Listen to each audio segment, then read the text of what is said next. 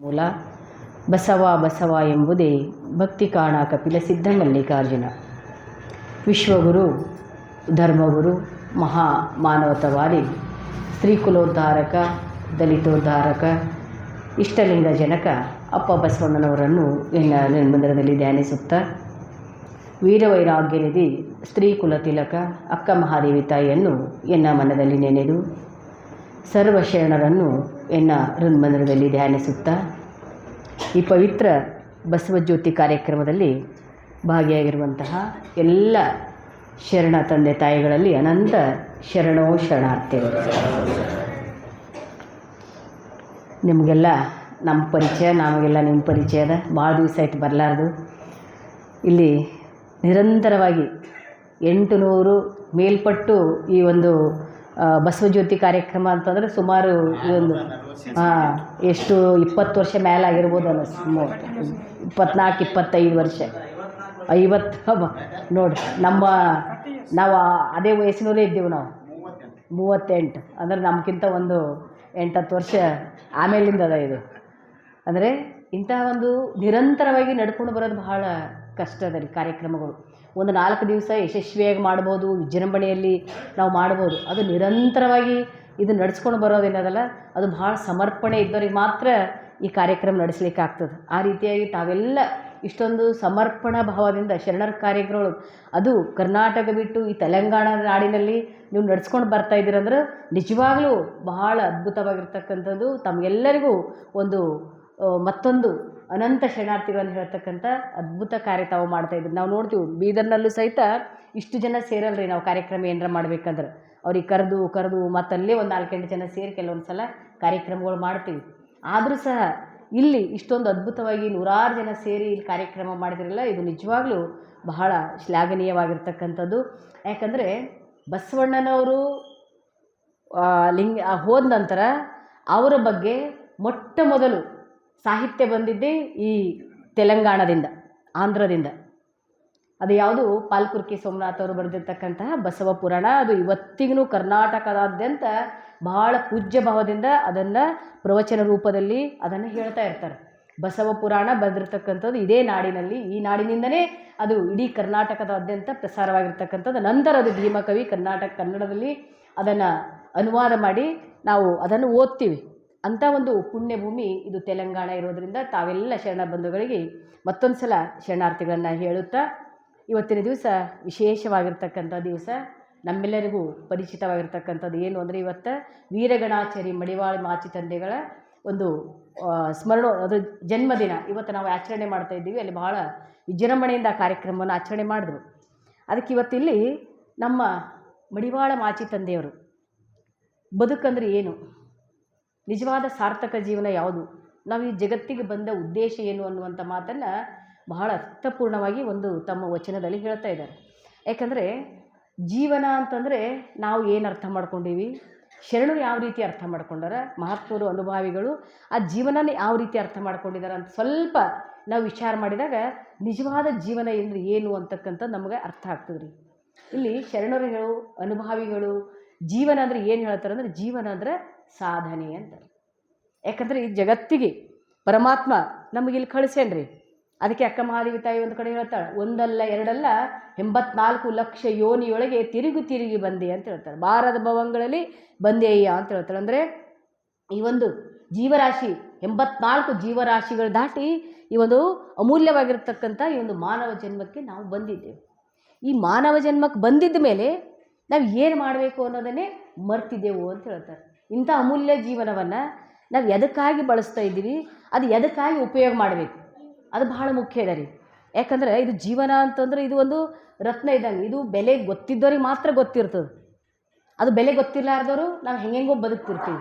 ಬೆಲೆ ಗೊತ್ತಿದ್ದವರು ಅದು ಭಾಳ ಗೌರವಯುತವಾಗಿ ಮೌಲ್ಯಯುತವಾಗಿ ಬದುಕ್ತಾರೆ. ಯಾಕಂದರೆ ಜೀವನ ನೋಡ್ತಕ್ಕಂಥ ದೃಷ್ಟಿಕೋನವೇ ಬೇರೆ ಇರ್ತದೆ ರೀ. ಅದಕ್ಕೊಂದು ಕತೆ ಬರ್ತದೆ. ಏನಾಗಿತ್ತು ಅಂದ್ರೆ, ಒಂದು ರತ್ನ ಇತ್ತಂತ, ಭಾಳ ದೊಡ್ಡ ರತ್ನ, ಅಮೂಲ್ಯವಾಗಿರ್ತಕ್ಕಂಥ ರತ್ನ. ಆ ರತ್ನ ಅವಾಗ ಒಬ್ಬ ಗುರುಗಳ ಹತ್ರ ಇತ್ತು. ಅಲ್ಲಿ ಶಿಷ್ಯ ಇದ್ದ. ಆ ಶಿಷ್ಯ ಕೇಳ್ತಿದ್ದಂತ ಗುರುಗಳೇ ಈ ಜೀವನ ಅಂದರೆ ಏನು, ಈ ಜೀವನ ಅಂದರೆ ಏನು ಅಂತ ಕೇಳ್ತಿದ್ದಂತ ಶಿಷ್ಯ. ಆವಾಗ ಗುರುಗಳು ಹೇಳಿದ್ರು, ಜೀವನ ಅಂದರೆ ಏನು ಅಂತ ನಿನಗೆ ನಾನು ತಿಳಿಸ್ಬೇಕಾಗ್ಯದಲ್ಲ, ಅದಕ್ಕೆ ನೀ ಏನು ಮಾಡು ಅಂದ್ರೆ ನನ್ನ ಹತ್ರ ಒಂದು ರತ್ನ ಅದ, ಆ ರತ್ನ ತಗೊಂಡು ಇದು ಎಲ್ಲರಿಗೆ ಕೇಳು, ಇದ್ರ ಬೆಲೆ ಎಷ್ಟದ, ಇದ್ರ ಬೆಲೆ ಎಷ್ಟದ ಅಂತ ಕೇಳು, ಮಾತ್ರ ಯಾರಿಗೆ ಮಾರಬೇಡ ಅಂತ ಹೇಳಿದ್ರಂತವ್ರು. ಮಾರಬೇಡ, ಬರೀ ಬೆಲೆ ಕೇಳ್ಕೊಂಡು ಬಾ ಅಂತ ಹೇಳಿದ್ರಂತ.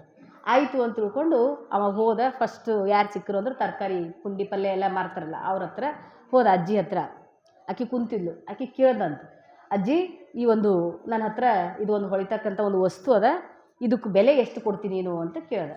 ಅವಾಗ ಆಕೆ ತೊಗೊಂಡು ಅಂತ ಕಡೆಲ್ಲ ನೋಡಿ, ನನ್ನ ಮೊಮ್ಮಗನಿಗೆ ಆಟ ಆಡ್ಲಿಕ್ಕೆ ಆಗ್ತದೆ, ಏನೋ ಭಾಳ ಚಂದ ಹೊಳಿಲತ್ತದ, ಆಯ್ತಪ್ಪ ಒಂದೆರಡು ಪುಂಡಿ ಪಲ್ಯ ಅದು ಸೂಡು ಕೊಡ್ತೀನಿ, ತೊಗೊಂಡು ಹೋಗಿ ಇದು ನನಗೆ ಕೊಡು ಅಂತ ಹೇಳಿದ್ರು. ಅವಾಗ ಗುರುಗಳು ಹೇಳಿದ್ರು ಮಾರಬೇಡ ಅಂತೇಳಿ.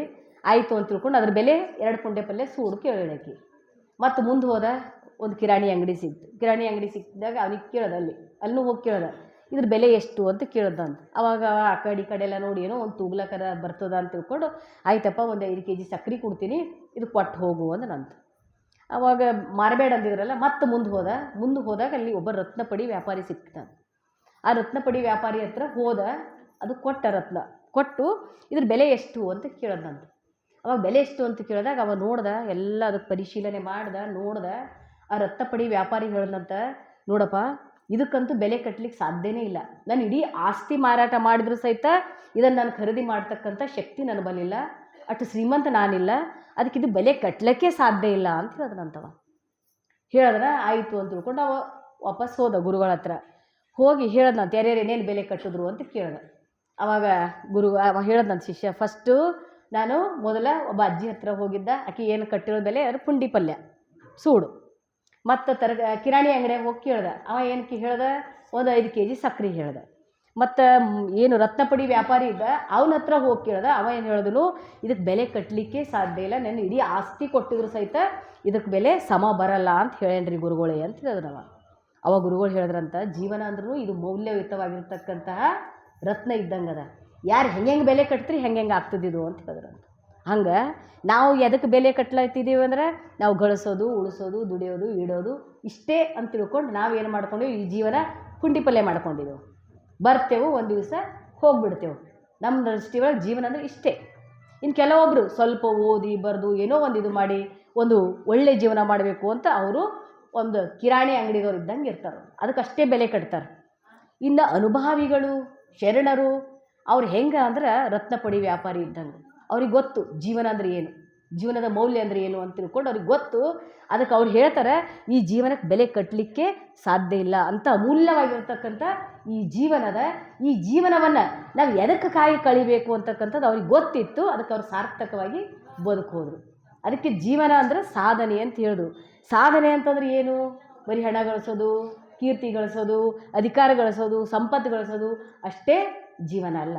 ಜೀವನ ಅಂದ್ರೆ ಏನು ಅಂದ್ರೆ, ಈ ಒಂದು ಅಮೂಲ್ಯವಾಗಿರ್ತಕ್ಕಂಥ ಬದುಕಿಗೆ ಬಂದಾಗ ನಾವು ನಿಜವಾಗಲೂ ಏನು ಅರಿಬೇಕಾಗ್ಯದಂದ್ರೆ, ಈ ಜಗತ್ತಿಗೆ ಕಳಿಸಿರ್ತಕ್ಕಂಥ ಪರಮಾತ್ಮ, ಆ ಪರಮಾತ್ಮನನ್ನು ಅರಿತಕ್ಕಂಥದ್ದೇ ಇದು ಸಾಧನೆ ಅಂತ ಹೇಳೋದು. ಪರಮಾತ್ಮನನ್ನು ಅರಿಬೇಕು. ಪರಮಾತ್ಮನನ್ನು ಅರಿಯೋದಂದ್ರೆ ಸತ್ಯವನ್ನು ತಿಳಿಬೇಕು. ಸತ್ಯವನ್ನು ತಿಳಿಯೋದು ಅಂದರೆ ಏನಂದರೆ, ನನ್ನ ಮೂಲ ಸ್ವರೂಪ ಏನು, ನಾನು ಯಾಕೆ ಬಂದೆ ಈ ಜಗತ್ತಿಗೆ, ಸುಮ್ಮನೆ ಕಳಿಸಿಲ್ಲ ಅಂತ ಈ ಪರಮಾತ್ಮ. ಪ್ರತಿಯೊಂದು ಜೀವಿಗೂ ಒಂದು ವಿಶೇಷವಾಗಿರ್ತಕ್ಕಂತಹ ಒಂದು ಮಣಿಹವನ್ನು ಕೊಟ್ಟು ಈ ಜಗತ್ತಿಗೆ ಕೊಟ್ಟು ಕಳಿಸಿದನ್ನು. ಆದರೆ ನಾವೇನು ಮಾಡ್ತಾ ಇದ್ದೀವಂತ ಅದನ್ನು ಮರೆತು ನಾವು ಇದರಲ್ಲೇ ಬದುಕ್ತಾ ಇದ್ದೀವಿ ಅಂತ ಹೇಳ್ತಾರೆ. ಅದಕ್ಕೆ ಭಾಳ ಸುಂದರವಾಗಿ ಇಲ್ಲಿ ಒಂದು ಕಡೆ ಹೇಳ್ತಾರೆ ಶರಣವರು.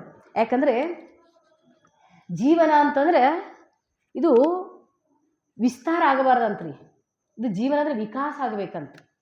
ಈಗ ವಿಕಾಸ ಆಗುವುದಂದ್ರೆ ಏನು, ವಿಸ್ತಾರ ಆಗುವುದಂದ್ರೆ ಏನು? ಈಗ ವಿಕಾಸ ಆಗುವುದಂದ್ರೆ, ಈಗ ಒಂದು ಭೂಮಿ ಒಳಗೆ ಬೀಜ ಬಿತ್ತುತ್ತೀವಿ, ಬೀಜ ಬಿತ್ತಿದ್ದು ಒಳಗಿಂದು ಹೊರಗೆ ಬರ್ತದೆ, ಅದು ಹೊರಗೆ ಬಂದು ಅದು ಏನಾಗ್ತದೆ ಅಲ್ಲೆಲ್ಲ ಬೆಳೀತದೆ. ಅದೇ ರೀತಿಯಾಗಿ ವಿಕಾಸ ಆಗ್ತಕ್ಕಂಥದ್ದು ಅಂದರೆ ಏನು ಅಂದ್ರೆ, ಒಳಗಿಂದು ಹೊರಗೆ ಬರ್ತಕ್ಕಂಥದ್ದು, ಅಂತರಂಗದಿಂದ ಬಹಿರಂಗದಲ್ಲಿ ಬರ್ತಕ್ಕಂಥದ್ದು ಇದು ವಿಕಾಸ. ವಿಸ್ತಾರ ಅಂತಂದ್ರೆ ಇದು ನಾವು ಕಣ್ಣಿನ ಮುಂದೆಲ್ಲ ಹರ್ಕೊಂಡು ಕುಂತೀವಲ್ಲ, ನಮ್ಮದು ಮನೆ ಒಳ ಬೆಳ್ಳಿ ಇವೇನೇ ಹರ್ಕೊಂಡು ಕುಂತಿದ್ದೀವೆಲ್ಲ, ಇವೆಲ್ಲ ವಿಸ್ತಾರ ಅಂತ ಹೇಳ್ತಾರೆ. ಅದಕ್ಕೆ ಜೀವನ ವಿಸ್ತಾರ ಆಗಬಾರ್ದು, ವಿಕಾಸ ಆಗಬೇಕು.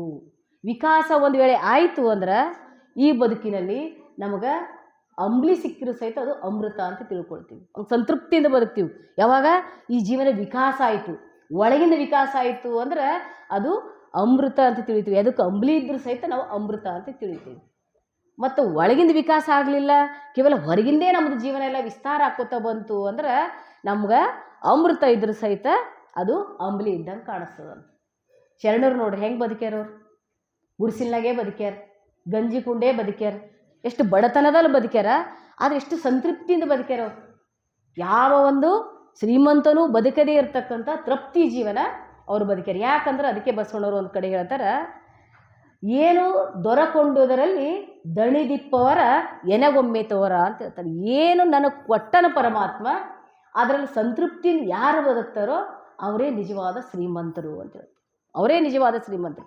ನಮಗೆಲ್ಲವೂ ಇದ್ದು ಮತ್ತು ಹಪಹಪಿ ಇತ್ತು, ನಮ್ಮೊಳಗಿನ್ನ ಬೇಕು, ಅದು ಇದು ಅಸಮಾಧಾನ ಇತ್ತು ಅಂದರೆ ನಾವು ನಿಜವಾಗ್ಲೂ ಬಡವರೇ. ಎಷ್ಟೇ ನಮ್ಮಲ್ಲಿ ಸಂಪತ್ತಿದ್ರೂ ಸಹಿತ ಸಂತೃಪ್ತಿ ಇಲ್ಲ ಅಂತಂದ್ರೆ ನಾವು ಬಡವರೇ.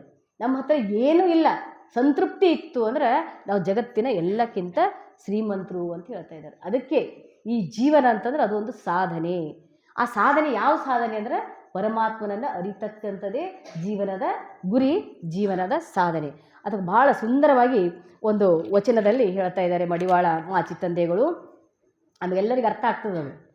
ಹುಟ್ಟದ ಬೀಜವಿರ್ದಡೇನಯ್ಯ ಧರೆಯೊಳಗೆ. ಒಂದು ಸಲ ಓದ್ತೀನಿ ಅದು.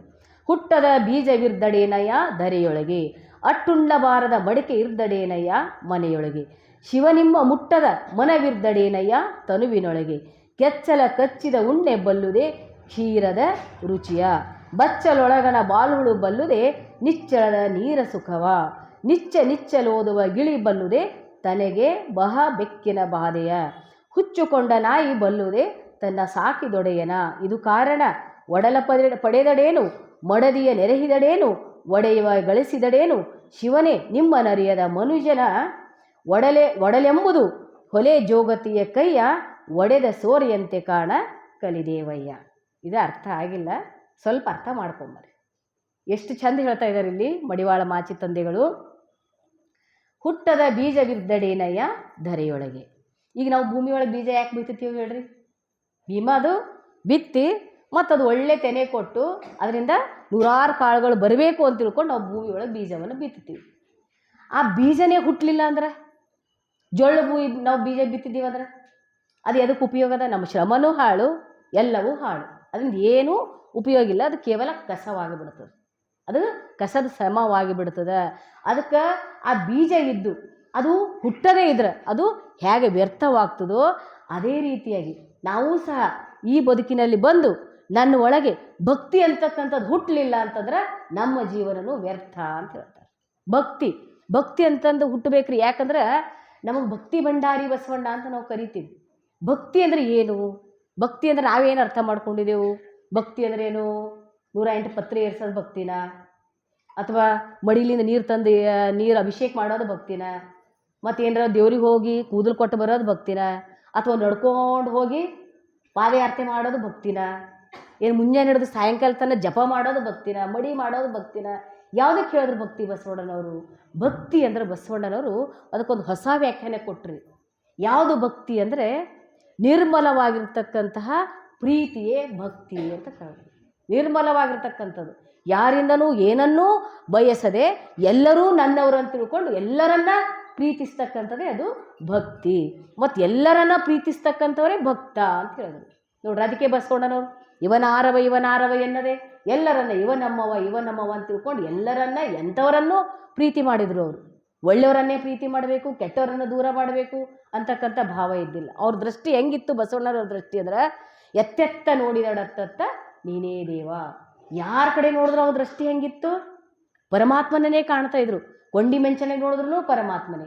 ಮನೆ ಕಳ್ಳತನ ಮಾಡ್ಲಿಕ್ಕೆ ಬಂದಿರತಕ್ಕಂಥ ಕಳ್ಳನಲ್ಲಿಯೂ ಸಹ ಕೂಡಲ ಸಂಗಮನನ್ನೇ ಕಂಡಿರ್ತಕ್ಕಂಥ ದಿವ್ಯ ದೃಷ್ಟಿ ಅದು ಬಸವಣ್ಣನವರ ದೃಷ್ಟಿ. ಅದಕ್ಕೆ ಅವ್ರ ದೃಷ್ಟಿ ಯಾವುದು ಅಂದರೆ ದಿವ್ಯ ದೃಷ್ಟಿ. ಅವ್ರು ಯಾರ ಕಡೆ ನೋಡಿದ್ರು ಸಹ ಅವ್ರಿಗೆ ಕೆಟ್ಟವ್ರು ಕಾಣಿಸಿದ್ರು, ಎಲ್ಲರಲ್ಲಿ ಒಳ್ಳೆಯದನ್ನೇ ಕಾಣ್ರು, ಎಲ್ಲರಲ್ಲಿ ಪರಮಾತ್ಮನ್ನೇ ಕಾಣ್ರು.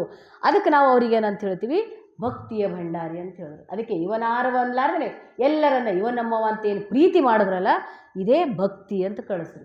ಇದೇ ಮಾಡ್ತಕ್ಕಂಥವ್ರೆ ಭಕ್ತ. ಅಂತಹ ಒಂದು ಭಕ್ತಿ, ಅಂತಹ ಒಂದು ಪ್ರೀತಿ ನನ್ನ ಒಳಗೆ ಹುಟ್ಟಲಿಲ್ಲ, ನನ್ನ ಮನಸ್ಸಿನೊಳಗೆ ಹುಟ್ಟಲಿಲ್ಲ, ಎಲ್ಲರೂ ನನ್ನವರು ಅಂತಕ್ಕಂತಹ ಆ ಪ್ರೀತಿ ಭಾವ ನಮ್ಮೊಳಗೆ ಹುಟ್ಟಲಿಲ್ಲ ಅಂತಂದ್ರೆ ಅದು ಜೀವನ ವ್ಯರ್ಥ ಅಂತ ಹೇಳ್ತಾರೆ. ಹೆಂಗದು ಹುಟ್ಟದೇ ಇರ್ತಕ್ಕಂಥ ಬೀಜ ಯಾವ ರೀತಿ ವ್ಯರ್ಥವೋ ಅದೇ ರೀತಿಯಾಗಿ ಭಕ್ತಿ ಅಂತಕ್ಕಂಥ ನನ್ನ ಮನಸ್ಸಿನೊಳಗೆ ಹುಟ್ಟಿಲ್ಲ ಅಂದ್ರೆ ಅದು ಜೀವನ ವ್ಯರ್ಥ. ಯಾಕಂದರೆ ಇವತ್ತು ನೋಡ್ತೀವಿ ನೋಡ್ರಿ, ಸಮಾಜದಲ್ಲಿ ಇಷ್ಟೊಂದು ನಮ್ಮ ಮನಸ್ಸುಗಳು ಆ ಭಕ್ತಿ ಅಂತಕ್ಕಂಥ ನಮ್ಮ ಮನಸ್ಸಿನಾಗ ಹುಟ್ಟೇ ಇಲ್ಲ ಅನ್ನಿಸ್ತದೆ. ಇಲ್ಲೆಲ್ಲ ಹಂಗಿಲ್ಲ. ನೀವೆಲ್ಲ ಭಾಳ ಇಲ್ಲಿ ಜೇರವಾದಿ ನಮ್ಮ ಶರಣರ ಸಂಘದಲ್ಲಿ ಭಾಳ ಅನುಭಾವಿಗಳು, ಶರಣರು, ಒಳ್ಳೆ ಜೀವನ ಮಾಡ್ತಕ್ಕಂಥವ್ರು, ಅದನ್ನು ಅರಿತು ಬದುಕಿರ್ತಕ್ಕಂಥವ್ರು ಇದ್ರು. ಆದರೂ ಈ ಸಮಾಜದಲ್ಲಿ ನಾವು ನೋಡ್ತಾ ಇದ್ದೀವಿ, ಬಸವಣ್ಣ ಎಲ್ಲರನ್ನ ಪ್ರೀತಿ ಮಾಡಿದ್ರು, ಎಂಥವ್ರನ್ನ ಪ್ರೀತಿ ಮಾಡಿದ್ರು. ಇವತ್ತು ನಮ್ಮ ಸ್ಥಿತಿ ಏನಾಗ್ಯದ, ನಾವು ನಮ್ಮವರಿಗೆ ನಾವು ಪ್ರೀತಿ ಮಾಡ್ಲಿಕ್ಕೆ ತಯಾರಿಲ್ಲ, ನಮ್ಮವರಿಗೆ ನಾವು ನಮ್ಮವರು ಅಂತ ಹೇಳಕ್ಕೆ ತಯಾರಿಲ್ಲ. ನಮ್ಮ ತಂದೆ ತಾಯಿಗಳಿಗೆ ನಮ್ಮನ್ನು ಇಷ್ಟೊಂದು ಕಷ್ಟಪಟ್ಟು ನಮಗೆ ಬೆಳೆಸ್ಯಾರ ಅಂತ ತಿಳ್ಕೊಂಡು ಅವರಿಗೆ ನಾವು ಒಂದು ಸೇವೆ ಮಾಡಲಿಕ್ಕೆ ತಯಾರಿಲ್ಲ. ಇವತ್ತು ನೋಡ್ರಿ, ನಮ್ಮ ತಂದೆ ತಾಯಿಗಳ ಸವಿ ನೆನಪಿಗಾಗಿ ಲಿಂಗೈಕ್ಯರಾಗಿರ್ತಕ್ಕಂಥ ನಮ್ಮ ವಿಜಯಲಕ್ಷ್ಮಿ ಬಸ್ನಾಳೆ ಹಾಗೂ ಧನರಾಜ್ ಬಸ್ನಾಳೆ ಇವರ ಸ್ಮರಣಾರ್ಥವಾಗಿ ಅವ್ರ ಇಡೀ ಕುಟುಂಬದವರೆಲ್ಲ ಬಂದು ಇಂಥ ಒಂದು ಅದ್ಭುತವಾಗಿರ್ತಕ್ಕಂಥ ಕಾರ್ಯಕ್ರಮವನ್ನು ಹಮ್ಮಿಕೊಂಡು ಅದ್ರ ಮುಖಾಂತರ ತನ್ನ ತಂದೆ ತಾಯಿಗಳಿಗೆ ಒಂದು ಋಣವನ್ನು ತೀರಿಸ್ತಕ್ಕಂಥ, ಒಂದು ಭಕ್ತಿಯನ್ನು ತೋರಿಸ್ತಕ್ಕಂಥ, ಪ್ರೀತಿಯನ್ನು ತೋರಿಸ್ತಕ್ಕಂಥ ಇವತ್ತು ಕಾರ್ಯ ಮಾಡಿದ್ದಾರೆ. ಅವ್ರು ಇದ್ದಾಗಲೂ ಸೇವೆ ಮಾಡ್ಯಾರ, ಹೋದಾಗಷ್ಟೇ ಅಲ್ಲ, ಇದ್ದಾಗಲೂ ಸೇವೆ ಮಾಡಿ ಹೋದ್ಮೇಲೂ ಅವರನ್ನು ಸ್ಮರಣೆ ಮಾಡ್ಕೊಳ್ತಾ ಇದ್ದಾರಲ್ಲ, ಇದು ನಿಜವಾಗ್ಲೂ ಆದರ್ಶವಾಗಿರ್ತಕ್ಕಂಥದ್ದು. ಭಾಳ ಕಡೆ ನೋಡ್ತೀವಿ ರೀ ನಾವು, ಹಿರಿಯರಾಗಿರ್ತಕ್ಕಂಥವ್ರು, ವಯಸ್ಸಾಗಿರ್ತಕ್ಕಂಥ ತಂದೆ ತಾಯಿಗಳಿಗೆ ಇವತ್ತು ಒಂದು ತುತ್ತು ಅನ್ನ ಹಾಕದೇ ಇರತಕ್ಕಂಥ ಕುಟುಂಬಗಳು ನಾವು ಭಾಳ ನೋಡ್ತಾ ಇದ್ದೀವಿ. ಎಷ್ಟು ವಿಪರ್ಯಾಸ ಅನ್ನಿಸ್ತದ್ರಿ. ಮನ್ಯಾಗ ದೊಡ್ಡ ದೊಡ್ಡ ಬಂಗ್ಲೆಗಳು ಇರ್ತಾವೆ, ಮನೆ ಮುಂದೆ ನಾಯಿಗಳು ಇರ್ತಾವೆ, ನಾಯಿಗಳಿಗೆ ಅನ್ನ ಹಾಕ್ತಾರೆ, ಸಾವಿರಾರು ರೂಪಾಯಿ ಖರ್ಚು ಮಾಡೋದಕ್ಕೆ ಬಿಸ್ಕಿಟು ಬ್ರೆಡ್ಡು ಎಲ್ಲ ತಂದು ಹಾಕ್ತಾರೆ. ತನಗೆ ಜನ್ಮ ಕೊಟ್ಟಿರ್ತಕ್ಕಂಥ ತಂದೆ ತಾಯಿಗಳಿಗೆ ಇವತ್ತು ಒಂದು ತುತ್ತು ಅನ್ನ ಹಾಕದೇ ಇರತಕ್ಕಂತಹ ಮಕ್ಕಳು ಇವತ್ತು ಸಮಾಜದಲ್ಲಿ ನಾವು ಎಷ್ಟೋ ನೋಡ್ತಾ ಇದ್ದೀವಿ. ಇವತ್ತು ನಮ್ಮ ಸಮಾಜದಲ್ಲಿ ಇವತ್ತು ಅನಾಥಾಶ್ರಮಗಳು, ವೃದ್ಧಾಶ್ರಮಗಳು ಹೆಚ್ಚಿಗೆ ಆಗ್ತಾ ಇದ್ದಾವಂದರೆ ನಾವೆಲ್ಲರೂ ನಾಚಿಕೆ ಪಡ್ತಕ್ಕಂಥದ್ದು, ನಾವೆಲ್ಲರೂ ನಾಚಿಕೆ ಪಡ್ತಕ್ಕಂಥ ವಿಷಯ. ಇದು ದೊಡ್ಡ ಜಾಸ್ತಿ ಆಗ್ತಾವಂದ್ರೆ ನಾವು ಖುಷಿ ಪಡ್ತಕ್ಕಂಥದ್ದಲ್ಲ. ವೃದ್ಧಾಶ್ರಮಗಳು ಹೆಚ್ಚಿಗೆ ಆಗ್ತಾ ಇದ್ದಾವೆ, ಇವತ್ತು ಅನಾಥಾಶ್ರಮಗಳು ಹೆಚ್ಚಿಗೆ ಆಗ್ತಾ ಇದ್ದಾವಂದ್ರೆ ಸಮಾಜದಲ್ಲಿ ನೈತಿಕ ಮೌಲ್ಯ ಕಡಿಮೆ ಆಗ್ಯದ ಅಂತ ಅರ್ಥ, ಸಮಾಜದಲ್ಲಿ ಹಿರಿಯರ ಬಗ್ಗೆ ಗೌರವ ಪ್ರೀತಿ ಕಡಿಮೆ ಆಗ್ಯದ ಅಂತ ಅರ್ಥ. ಯಾಕಂದ್ರೆ ನಮ್ಮ ಒಂದು ಭಾರತೀಯ ಸಂಸ್ಕೃತಿ ಎಂಥ ಸಂಸ್ಕೃತಿ ಅದ ಅಂದ್ರೆ ಮಾತೃದೇವೋ ಭವ ಪಿತೃದೇವೋ ಭವ ಅಂತ ಹೇಳಿರ್ತಕ್ಕಂಥ ಸಂಸ್ಕೃತಿ ನಮ್ಮದದ. ತಂದೆ ತಾಯಿಗಳೇ ಪ್ರತ್ಯಕ್ಷ ಕಣ್ಣಿಗೆ ಕಾಣ್ತಕ್ಕಂತಹ ದೇವರು ಅಂತ ಹೇಳಿರ್ತಕ್ಕಂಥ ನಮ್ಮ ಭಾರತೀಯ ಇವತ್ತು ಸಂಸ್ಕೃತಿಯಲ್ಲಿ ಇವತ್ತು ವೃದ್ಧಾಶ್ರಮಗಳು ಹೆಚ್ಚಿಗೆ ಆಗ್ತಾ ಇದ್ದಾವಂದ್ರೆ ನಾವು ಭಾಳ ನಾಚಿಕೆ ಪಡ್ತಕ್ಕಂಥ ವಿಷಯ ಅದ ರೀ. ಯಾಕಂದ್ರೆ ಯಾಕೆ ವೃದ್ಧಾಶ್ರಮಗಳು ಹೆಚ್ಚಿಗೆ ಆಗ್ತಾವೆ ಹೇಳ್ರಿ? ನಾವು ನಮ್ಮ ತಂದೆ ತಾಯಿಗಳಿಗೆ ನೋಡ್ಕೊಳ್ತಾ ಇಲ್ಲ, ಪ್ರೀತಿ ಮಾಡ್ತಾ ಇಲ್ಲ, ಅವರಿಗೆ ಆದರದಿಂದ ಕಾಣ್ತಾ ಇಲ್ಲ, ಅವರಿಗೆ ಬೇಕು ಬೇಡಗಳನ್ನು ನೋಡ್ತಾ ಇಲ್ಲ, ಪ್ರೀತಿಯಿಂದ ಒಂದು ಎರಡು ಮಾತಾಡ್ಲಿಕ್ಕೆ ನಮ್ಮಲ್ಲಿ ಪುರುಸೊತ್ತಿಲ್ಲ. ಅದಕ್ಕಂಥ ತಂದೆ ತಾಯಿಗಳು ಇವತ್ತು ಏನಾಗ್ತಾ ಇದ್ದಾರೆ ಅಂದ್ರೆ ಇದು ವೃದ್ಧಾಶ್ರಮದ ಪಾಲಾಗ್ತಾ ಇದ್ದಾರೆ. ಅದಕ್ಕೆ ಇಂತಹ ಮನಸ್ಸು ಇರಬಾರ್ದು, ಇಂತಹ ಜೀವನ ಅದು ವ್ಯರ್ಥ ಜೀವನ ಅಂತ ಹೇಳ್ತಾರೆ. ಅದಕ್ಕೆ ಭಕ್ತಿ ಹುಟ್ಟದೇ ಇರತಕ್ಕಂತಹ ಅದು ಮನಸ್ಸು, ಆ ಜೀವನ ವ್ಯರ್ಥವಾಗಿರ್ತಕ್ಕಂಥದ್ದು ಅಂತ ಇಲ್ಲಿ ಮಡಿವಾಳ ಮಾಚಿ ತಂದೆಗಳು ಹೇಳ್ತಾ ಇದ್ದಾರೆ. ಮುಂದೆ ಹೇಳ್ತಾ ಇದ್ದಾರೆ, ಅಟ್ಟುಣ್ಣಬಾರದ ಮಡಕೆ ಇರ್ದಡೇನಯ್ಯ ಮನೆಯೊಳಗೆ. ಈಗ ಮನೆಯಾಗ ನಾವು ಅಡುಗೆ ಮಾಡ್ಲಿಕ್ಕೆ ಸಾಮಾನುಗಳು ತಂದು ಇಡ್ತೀವಿ. ಮೊದಲೆಲ್ಲ ನಮ್ಮ ಹಿರಿಯರೆಲ್ಲ ಗಡಿಗೆ ಒಳಗೆ ಅಡುಗೆ ಮಾಡ್ತಿದ್ರು. ಮತ್ತು ಅವೆಲ್ಲ ಒಡೆದು ಹೋಗಿದ್ದು ಗಡಿಗೆಗಳಿದ್ದು ಅಂದ್ರೆ ನಮ್ಗೆ ಏನು ಮಾಡ್ಲಿಕ್ಕೆ ಬರ್ತದೆ? ಅದು ಅದರಿಂದ ಏನಾರ ಉಪಯೋಗ ಅದೇನು? ಮನೆ ತುಂಬ ಸಾಮಾನವ, ಒಂದು ಸೋರ್ತದ, ಒಂದು ಏನರ ಆಯ್ತದ, ಮತ್ತೊಂದು ಏನರ ಆಗ್ಯದ, ಅದರಿಂದ ಏನು ಉಪಯೋಗ ಅದ? ಅದರಿಂದ ಏನೂ ಉಪಯೋಗ ಇಲ್ಲ. ನೋಡಿದ್ರೆ ಮನೆ ತುಂಬ ಸಾಮಾನುಗಳು, ಆದ್ರೆ ಒಂದು ಉಪಯೋಗ ಇಲ್ಲ. ಅದೇ ರೀತಿಯಾಗಿ ನಮ್ಮ ಜೀವನ ನಾವು ಇನ್ನೊಬ್ಬರಿಗೆ ಉಪಯೋಗ ಆಗ್ಲಾರ್ದಂಗೆ ಬದುಕಿದೀವಿ ಅಂದ್ರೆ ನಮ್ಮದು ಹೆಂಗಂದ್ರೆ ಅದು ಒಡೆದು ಹೋಗಿದ್ದು ಗಡಿಗೆ ಇದ್ದಂಗೆ, ಮೊಳಕು ಗಡಿಗೆ ಇದ್ದಂಗೆ ಅಂತ. ಅದು ಯಾರಿಗೂ ಉಪಯೋಗ ಇಲ್ಲ, ಯಾರಿಗೂ ಅದರಿಂದ ಉಪಯೋಗ ಇಲ್ಲ. ಹೆಂಗಂದ್ರೆ ನಾಯಿಯ ಮೊಲೆ ಹಾಲು ನಾಯಿಗಲ್ಲದೆ ಪಂಚಾಮೃತಕ್ಕೆ ಸಲ್ಲುವುದೇ ಅಯ್ಯ ಅಂತ ಹೇಳ್ತಾರೆ. ಅದೇ ರೀತಿಯಾಗಿ ನಾವು ಇನ್ನೊಬ್ರಿಗೆ ನಾವು ಸಹಾಯ ಇಲ್ಲ, ಇನ್ನೊಬ್ರಿಗೆ ಒಳ್ಳೇದಿಲ್ಲ, ಇನ್ನೊಬ್ರಿಗೆ ದಾಸೋಹ ಇಲ್ಲ, ಅದೇ ರೀತಿ ನಾವು ಬದುಕ್ತೀವಂದ್ರೆ ನಮ್ಮ ಜೀವನ ಹೆಂಗೆ ಅಂದ್ರೆ ಅದು ಒಡೆದು ಹೋಗಿರ್ತಕ್ಕಂಥ ಪಾತ್ರೆ ಇದ್ದಂಗೆ, ಸೋರೋಗ್ತಕ್ಕಂಥ ಪಾತ್ರೆ ಇದ್ದಂಗೆ, ಅದು ಎದಕ್ಕೂ ಉಪಯೋಗ ಇಲ್ಲ. ಅಂಥ ಬದುಕು ಆಗಬಾರ್ದು ಅಂತ ಹೇಳ್ತಾರೆ. ಮುಂದೆ ಹೇಳ್ತಾರ, ಶಿವ ನಿಮ್ಮ ಮುಟ್ಟದ ಮನವಿರ್ದಡೇನಯ್ಯ ತನುವಿನೊಳಗೆ. ಪರಮಾತ್ಮ ನಿನ್ನ ಮುಟ್ಟದ ಮನಸ್ಸು ಇದ್ರೆ ಏನು ಬಂತು? ಮನಸ್ಸಿನಲ್ಲಿ ಏನಿರಬೇಕು ಅಂದ್ರೆ ಅದಕ್ಕೆ ಅಕ್ಕ ಮಹಾದೇವಿ ತಾಯಿ ಎಷ್ಟು ಚಂದ ಹೇಳ್ತಾ ಇದ್ದಾರೆ, ನಿಮ್ಮ ಜ್ಞಾನವಿಲ್ಲದ ನನ್ನ ಜೀವನ ಎದಕ್ಕ ಅಂತ ಹೇಳ್ತಾ ಇದ್ದಾರೆ. ನಿಮ್ಮ ಜ್ಞಾನ ಇರಲಾರದೆ ಇದ್ದ ಬದುಕು ಎದಕ್ಕ ಅಂತ ಹೇಳ್ತಾ ಇದ್ದಾರೆ. ಅದೇ ರೀತಿಯಾಗಿ ಪರಮಾತ್ಮನ ಜ್ಞಾನ, ಪರಮಾತ್ಮನ ಸ್ಮರಣೆ, ಶಿವನನ್ನು ಮುಟ್ಟದ ಮನವಿರ್ದಡೇನಯ್ಯ ತನುವಿನೊಳಗೆ. ಅಂದರೆ ಈ ಮನಸ್ಸು ಅಂತಕ್ಕಂಥದ್ದು ಎದಕ್ಕೆ ಮೀಸಲವಾಗಿರಬೇಕು ಅಂತ ಹೇಳ್ತಾ ಇದ್ದಾರೆ ಅಂದ್ರೆ, ತನು ಮೀಸಲು ಶಿವನ, ಮನ ಮೀಸಲು ಶಿವನ, ನಾಲಿಗೆ ಮೀಸಲು ಶಿವನ, ಪ್ರತಿಯೊಂದು ಅದು ಎದಕ್ಕಾಗಿ ಮೀಸಲಾಗಿರಬೇಕು ಅಂದ್ರೆ ಪರಮಾತ್ಮನಿಗಾಗಿ, ಸತ್ಯಕ್ಕಾಗಿ, ಒಳ್ಳೆಯದಕ್ಕಾಗಿ ಅದು ಮೀಸಲಾಗಿಡಬೇಕೇ ವಿನಃ ಇಡೀ ನಮ್ಮ ಜೀವನ ಇದು ಹೆಂಗೆ ಆಗ್ಲತ್ತದಂದ್ರೆ ಸತ್ಯಕ್ಕಾಗಿ ಅಲ್ಲ, ಒಳ್ಳೆಯದಕ್ಕಾಗಿ ಅಲ್ಲ. ನಮ್ಮ ಜೀವನ ಇಡೀ ಜೀವನನ ಎದಕ್ಕಾಗಿ ಮೀಸಲಾಗಿಡುತ್ತಿದ್ದೇವೆ ಅಂದ್ರೆ ನಮ್ಮ ಸ್ವಾರ್ಥಕ್ಕಾಗಿ ನಾವು ಮೀಸಲಾಗಿಡ್ತಾ ಇದ್ದೀವಿ. ನಮ್ಮ ಸ್ವಾರ್ಥಕ್ಕಾಗಿ ಇಡೀ ಜೀವನವನ್ನು ನಾವು ಕಳೀತಾ ಇದ್ದೀವಿ. ಅದಕ್ಕೆ ಇಲ್ಲಿ ಶರಣರು ಹೇಳ್ತಾ ಇದ್ದಾರೆ, ಶಿವ ನಿಮ್ಮ ಮುಟ್ಟದ ಮನವಿರ್ದಡೇನು ಅದು ಉಪಯೋಗಿಲ್ಲ. ಅದಕ್ಕೆ ಕೆಚ್ಚಲ ಕಚ್ಚಿದ ಉಣ್ಣೆ ಬಲ್ಲುದೇ ಕ್ಷೀರದ ರುಚಿಯ. ಕೆಚ್ಚಲ ಒಳಗೆ ಹಾಲು ನೋಡ್ಕೊಳ್ಬೇಕು ಅಂದ್ರೆ ಆ ಕರು ಬಂತು ಅಂದ್ರೆ ಹಾಲು ಕುಡಿತದೆ. ಅದೇ ಕೆಚ್ಚಲದಾಗ ಉಣ್ಣೆ ಇದ್ದು ಅಂತಂದ್ರೆ ಅದು ಹಾಲು ಕುಡಿತದೇನದು? ಹಾಲು ಕುಡಿಯಲ್ಲ. ಅದು ಏನು ಕುಡಿತದೆ? ಕೇವಲ ರಕ್ತವನ್ನೇ ಹೀರ್ತದೆ ವಿನಃ ಅದು ಅಮೃತ ಸಮಾನವಾಗಿರ್ತಕ್ಕಂಥ ಹಾಲು ಕುಡಿಯುವುದಿಲ್ಲ. ಅದು ಅಮೃತ ಸಮಾನವಾಗಿರ್ತಕ್ಕಂಥ ಹಾಲಿನ ರುಚಿ ಅದಕ್ಕೆ ಗೊತ್ತಿಲ್ಲ. ಅದಕ್ಕೆ ಶರಣರು ಹೇಳ್ತಾ ಇದ್ದಾರೆ, ಅಮೃತ ಸಮಾನವಾಗಿರ್ತಕ್ಕಂಥ ಆ ಪರಮಾನಂದವನ್ನು ನಾವು ಅನುಭವಿಸಬೇಕು. ಅನುಭವಿಸಲಾರ್ದೇ ಇಡೀ ನಮ್ಮ ಸಂಸಾರ ಸುಖನೇ ನಾವು ಅನುಭವಿಸಿದೀವಿ ಅಂತಂದ್ರೆ ಅದು ಹೆಂಗೆ ಅಂದ್ರೆ ಅದು ಕೆಚ್ಚಲೊಳಗಿರ್ತಕ್ಕಂಥ ಉಣ್ಣೆ ಇದ್ದಂಗಂತ. ಕೆಚ್ಚಲೊಳಗಿನ ಉಣ್ಣೆ ಅದಕ್ಕೆ ಹಾಲಿನ ರುಚಿ ಹೆಂಗೆ ಗೊತ್ತಿಲ್ಲೋ ಅದೇ ರೀತಿಯಾಗಿ ನಮಗೂ ಸಹ ಈ ಪರಮಾನಂದ ಅಂತಕ್ಕಂಥ ಸುಖ ಗೊತ್ತಿಲ್ಲ, ಅದರ ಆನಂದ ಗೊತ್ತಿಲ್ಲ. ಗೊತ್ತಿರಲಾರ್ದೇ ಕೇವಲ ಇದರಲ್ಲೇ ಹೊರಳ್ಯಾಡಿ ನಾವು ಬದುಕ್ತಾ ಇದ್ದೀವಿ ಅಂತ ಹೇಳ್ತಾರೆ. ಅದಕ್ಕೆ ಶರಣರು ಈ ಜಗತ್ತಿಗೆ ಯಾಕೆ ಬಂದರು ಅಂದ್ರೆ ಇದರಿಂದ ಬಿಡಿಸ್ಲಿಕ್ಕೆ ಬಂದರು ರೀ, ಇದರಿಂದ ಪಾರು ಮಾಡ್ಲಿಕ್ಕೆ ನಮಗೆ ಬಂದರು. ಆದ್ರೆ ಅದರ ಅರಿವು ನಮಗಿಲ್ಲ. ಅದಕ್ಕೆ ಮುಂದೆ ಹೇಳ್ತಾ ಇದ್ದಾರೆ, ಬಚ್ಚಲೊಳಗನ ಬಾಲುಹುಳು ಬಲ್ಲದೆ ನಿಚ್ಚಳದ ನೀರ ಸುಖವ. ಬಚ್ಚೊಳಗಿರ್ತಕ್ಕಂತಹ ಹುಳ ಅದಕ್ಕೇನಾದ್ರು ಸ್ವಚ್ಛ ನೀರಿನ ಸುಖ ಗೊತ್ತದೇನು ಅಂತ ಕೇಳ್ತಾರೆ. ಗೊತ್ತಿಲ್ಲ. ಅದು ಬಾಲುಹುಳ, ಆ ಹುಳ ಎಲ್ಲಿ ಬದುಕ್ತದೆ? ಅದೇ ಕೆಸರಿನೊಳಗೆ ಅದೇ ಹುಳ ತಿಂದು ಮತ್ತು ಅಲ್ಲೇ ಬದುಕೋದು, ಮತ್ತೊಂದಿಲ್ಲ ಅಲ್ಲೇ ಸತ್ತು ಹೋಗ್ತಕ್ಕಂಥದ್ದು. ಆದರೆ ಸ್ವಚ್ಛ ನೀರಿನ ಆನಂದ ಅದಕ್ಕೆ ಗೊತ್ತಿಲ್ಲ. ಅದಕ್ಕೆ ಒಂದು ಕತೆ ಬರ್ತದೆ ರೀ. ಏನಾಗಿತ್ತಂತ ಒಂದು ಸಲ ಹಂಸಪಕ್ಷಿ ನಡೆದಿತ್ತಂತ. ಹಂಸಪಕ್ಷಿ ಮ್ಯಾಗಿಂದು ಮಾನಸ ಸರೋವರದಿಂದ ಹಾರ್ತಾ ಹಾರ್ತಾ ಬರಲಿಲ್ಲ. ಅವಾಗ ಅಕಸ್ಮಾತ್ ಅದು ಕೆಳಗೆ ನೋಡ್ತು ಭೂಮಿ ಮೇಲೆ. ಅಲ್ಲಿ ಏನಾಗಿತ್ತು ಅಂದ್ರೆ ಒಂದು ಪೂರ್ತಿ ಎಲ್ಲ, ಈಗ ಬ್ಯಾಸ್ಗೆ ಬಂತು ಅಂದ್ರೆ ನೀರೆಲ್ಲ ಬತ್ತು ಹೋದು ಅಂದ್ರೆ ಅಲ್ಲಿ ಏನಾಗ್ತದೆ? ಬರೀ ಕೆಸರು ಇರ್ತದಲ್ಲ, ಹೊಲಸು ಕೆಸರು ಅಂತ ಒಂದು ಕೆಸರಿನ ಮಡು. ಆ ಕೆಸರಿನ ಮಡಿಯೊಳಗೆ ಒಂದು ಹಂದಿ ತನ್ನ ಸಂಸಾರ ಮಾಡ್ಲತ್ತಿತ್ತದು. ಅದಕ್ಕೊಂದು 8-10 ಮರಿಗಳು, ಅದರ ಹೆಂಡತಿ, ಅದು ತಾವು ಅಲ್ಲಿ ಅದ್ರಾಗ ಸಂಸಾರ ಮಾಡ್ತಾ ಇದ್ದು.